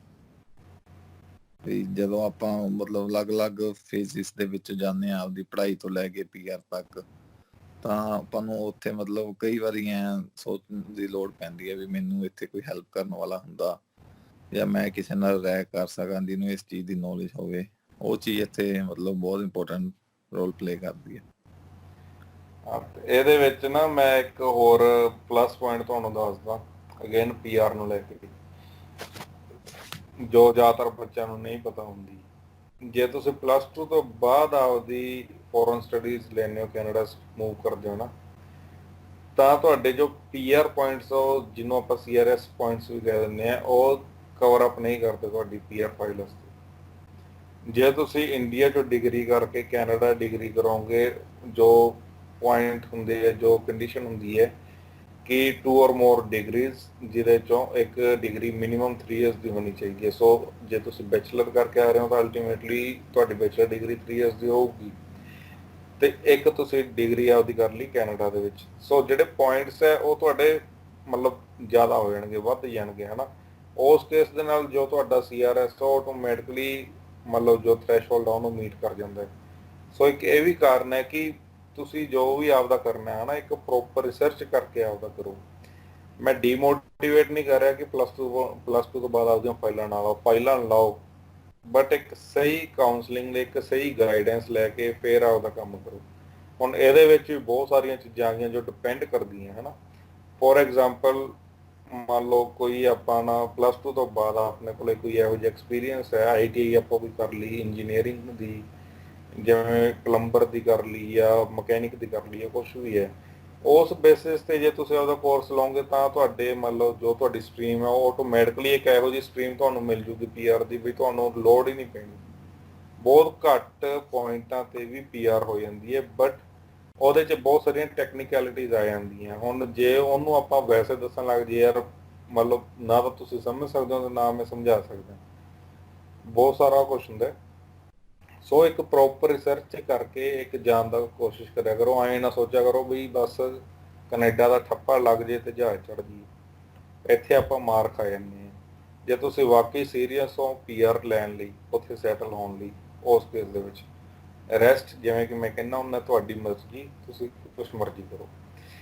ਹੁਣ ਆਪਾਂ ਆਉਂਦੇ ਹਾਂ ਇੰਟਰਵਿਊ ਦੇ ਲਾਸਟ ਤੇ ਅਭੀ ਜੇ ਕਿਸੇ ਬੱਚੇ ਨੇ ਇੱਥੇ ਨੋਵਾ ਸਕੋਸ਼ੀਆ ਆਉਣਾ ਚਾਹੁੰਦਾ, ਕੇਪ ਬ੍ਰਿਟਨ ਚੂਜ਼ ਕਰਨਾ ਚਾਹੁੰਦਾ ਹੈ, ਜਿਵੇਂ ਇੱਕ ਵਾਰੀ ਪਹਿਲਾਂ ਤੁਸੀਂ ਦੱਸ ਹੀ ਚੁੱਕੇ ਹੋ ਕਿ ਕੇਪ ਬ੍ਰਿਟਨ ਦੀ ਜੋ ਪੋਜ਼ਿਟਿਵ ਸਾਈਡਸ ਆ ਉਹ ਕੀ ਚੀਜ਼ ਹੈ, ਬਟ ਫਿਰ ਵੀ ਔਨ ਲਾਸਟ ਨੋਟ ਕਿਹੜੀਆਂ ਚੀਜ਼ਾਂ ਦੀ ਤਿਆਰੀ ਕਰਕੇ ਆਵੇ, ਇੱਥੇ ਕਿਉਂ ਆਵੇ, ਇਹਦੇ ਤੇ ਕੀ ਕਹਿਣਾ ਚਾਹੋਗੇ? ਦੇਖੋ ਮਤਲਬ ਸਮਰਾਈਜ਼ ਕਰੀਏ ਤਾਂ ਮੈਂ ਸਿਰਫ ਇਹ ਕਹਿਣਾ ਚਾਹੂੰਗਾ ਵੀ ਜੇ ਕੋਈ ਬੰਦਾ ਨੋਵਾ ਸਕੋਸ਼ੀਆ ਦੇ ਵਿੱਚ ਆਉਂਦਾ ਹੈ, ਮਤਲਬ ਖਾਸ ਕਰਕੇ ਕੇਪ ਬ੍ਰਿਟਨ ਯੂਨੀਵਰਸਿਟੀ ਦੇ ਵਿੱਚ ਆਉਂਦਾ ਹੈ, ਪਹਿਲੀ ਗੱਲ ਉਹਦੇ ਮਾਈਂਡ ਦੇ ਵਿੱਚ ਇਹ ਬਿਲਕੁਲ ਨਹੀਂ ਹੋਣਾ ਚਾਹੀਦਾ ਵੀ ਮੈਂ ਉੱਥੇ ਜਾ ਕੇ ਬਹੁਤ ਪੈਸੇ ਕਮਾ ਲੂੰਗਾ। ਤੇ ਦੂਜੀ ਗੱਲ, ਆਉਣ ਤੋਂ ਪਹਿਲਾਂ ਆਪਦੀ ਰਿਸਰਚ ਕਰਕੇ ਆਓ ਬਈ ਇਹ ਏਰੀਆ ਕਿਹੋ ਜਿਹਾ ਹੈਗਾ, ਵੀ ਕੀ ਕੀ ਇੱਥੇ ਆਪਾਂ ਨੂੰ ਚੀਜ਼ਾਂ ਅਵੇਲੇਬਲ ਹੈ, ਕੀ ਕੀ ਚੀਜ਼ਾਂ ਇੱਥੇ ਨਹੀਂ ਹੈਗੀਆਂ। ਕਈ ਵਾਰੀ ਕੀ ਹੁੰਦਾ, ਆਪਣੀਆਂ ਆਉਣ ਤੋਂ ਪਹਿਲਾਂ ਐਕਸਪੈਕਟੇਸ਼ਨਸ ਜ਼ਿਆਦਾ ਹੁੰਦੀਆਂ, ਫਿਰ ਉਹ ਇੱਥੇ ਆ ਕੇ ਫੁੱਲਫਿਲ ਨਹੀਂ ਹੁੰਦੀਆਂ, ਫਿਰ ਬੰਦਾ ਡੋਲ ਜਾਂਦਾ। CBU ਦਾ ਇੱਕ ਹੋਰ ਪਲੱਸ ਪੁਆਇੰਟ ਹੈ ਵੀ ਜਿਹੜਾ ਮਤਲਬ ਸਟੂਡੈਂਟ ਯੂਨੀਅਨ ਹੈ ਜਿਹੜੀ ਕੇਪ ਬ੍ਰਿਟਨ ਯੂਨੀਵਰਸਿਟੀ ਦੀ, ਉਹ 3 ਸਾਲ ਕੰਟੀਨਿਊਸਲੀ ਇੱਕ ਇੰਟਰਨੈਸ਼ਨਲ ਸਟੂਡੈਂਟ, ਮਤਲਬ ਇੰਡੀਅਨ ਪੰਜਾਬੀ ਸਟੂਡੈਂਟ ਹੈ ਜਿਹੜਾ, ਉਹ ਬਣਦਾ ਆ ਰਿਹਾ। ਉਹਦੇ ਨਾਲ ਕੀ ਹੈ, ਇੱਕ ਸਟੂਡੈਂਟਸ ਦੀ ਵੌਇਸ ਸਟਰੋਂਗ ਹੁੰਦੀ ਹੈ ਵੀ ਕਿਸੇ ਵੀ ਇੰਟਰਨੈਸ਼ਨਲ ਸਟੂਡੈਂਟ ਆਪਾਂ ਸਾਰਿਆਂ ਦੀ ਗੱਲ ਕਰੀਏ ਤਾਂ ਇੱਕ ਵਧੀਆ ਮਤਲਬ ਉਹਨਾਂ ਨੂੰ ਯੂਨੀਵਰਸਿਟੀ ਦੇ ਵਿੱਚ ਇੱਕ ਵਧੀਆ ਵੌਇਸ ਮਿਲ ਜਾਂਦੀ ਹੈ ਵੀ ਕੋਈ ਵੀ ਚੀਜ਼ ਆਪਾਂ ਨੂੰ ਲੋੜ ਪੈਂਦੀ ਹੈ ਤਾਂ ਈਜ਼ੀ ਡਿਮਾਂਡ ਕਰ ਸਕਦੇ ਆਪਾਂ ਤੇ ਪੂਰੀ ਹੋਣ ਦੇ ਚਾਂਸਸ ਜ਼ਿਆਦਾ ਹੁੰਦੇ। ਹੋਰ ਕੁਝ ਕਹਿਣਾ ਚਾਹੋਗੇ ਆਪਦੇ ਵੀਡੀਓ ਦੇ ਲਾਸਟ ਤੇ? ਵੀਡੀਓ ਦੇ ਲਾਸਟ ਦੇ ਵਿੱਚ ਮੈਂ ਸਿਰਫ ਇੱਕ ਸੁਜੈਸ਼ਨ ਦੇਣਾ ਚਾਹੂੰਗਾ ਵਿਊਅਰਸ ਨੂੰ ਵੀ ਕੈਨੇਡਾ ਦੇ ਵਿੱਚ ਆਓ, ਉਹ ਮੋਸਟ ਵੈਲਕਮ, ਪਰ ਆਉਣ ਤੋਂ ਪਹਿਲਾਂ ਆਪਦੀ ਰਿਸਰਚ ਕਰਕੇ ਆਓ, ਇੱਕ ਵਧੀਆ ਕੰਸਲਟੈਂਟ ਲੱਭੋ ਜਿਹੜਾ ਕਿ ਤੁਹਾਨੂੰ ਤੁਹਾਡੇ ਸਾਰੇ ਮਿਸ਼ਨ ਦੇ ਵਿੱਚ ਗਾਈਡ ਕਰ ਸਕੇ, ਫੇਰ ਹੀ ਇੱਥੇ ਆਉਣ ਦਾ ਫਾਇਦਾ ਹੈ।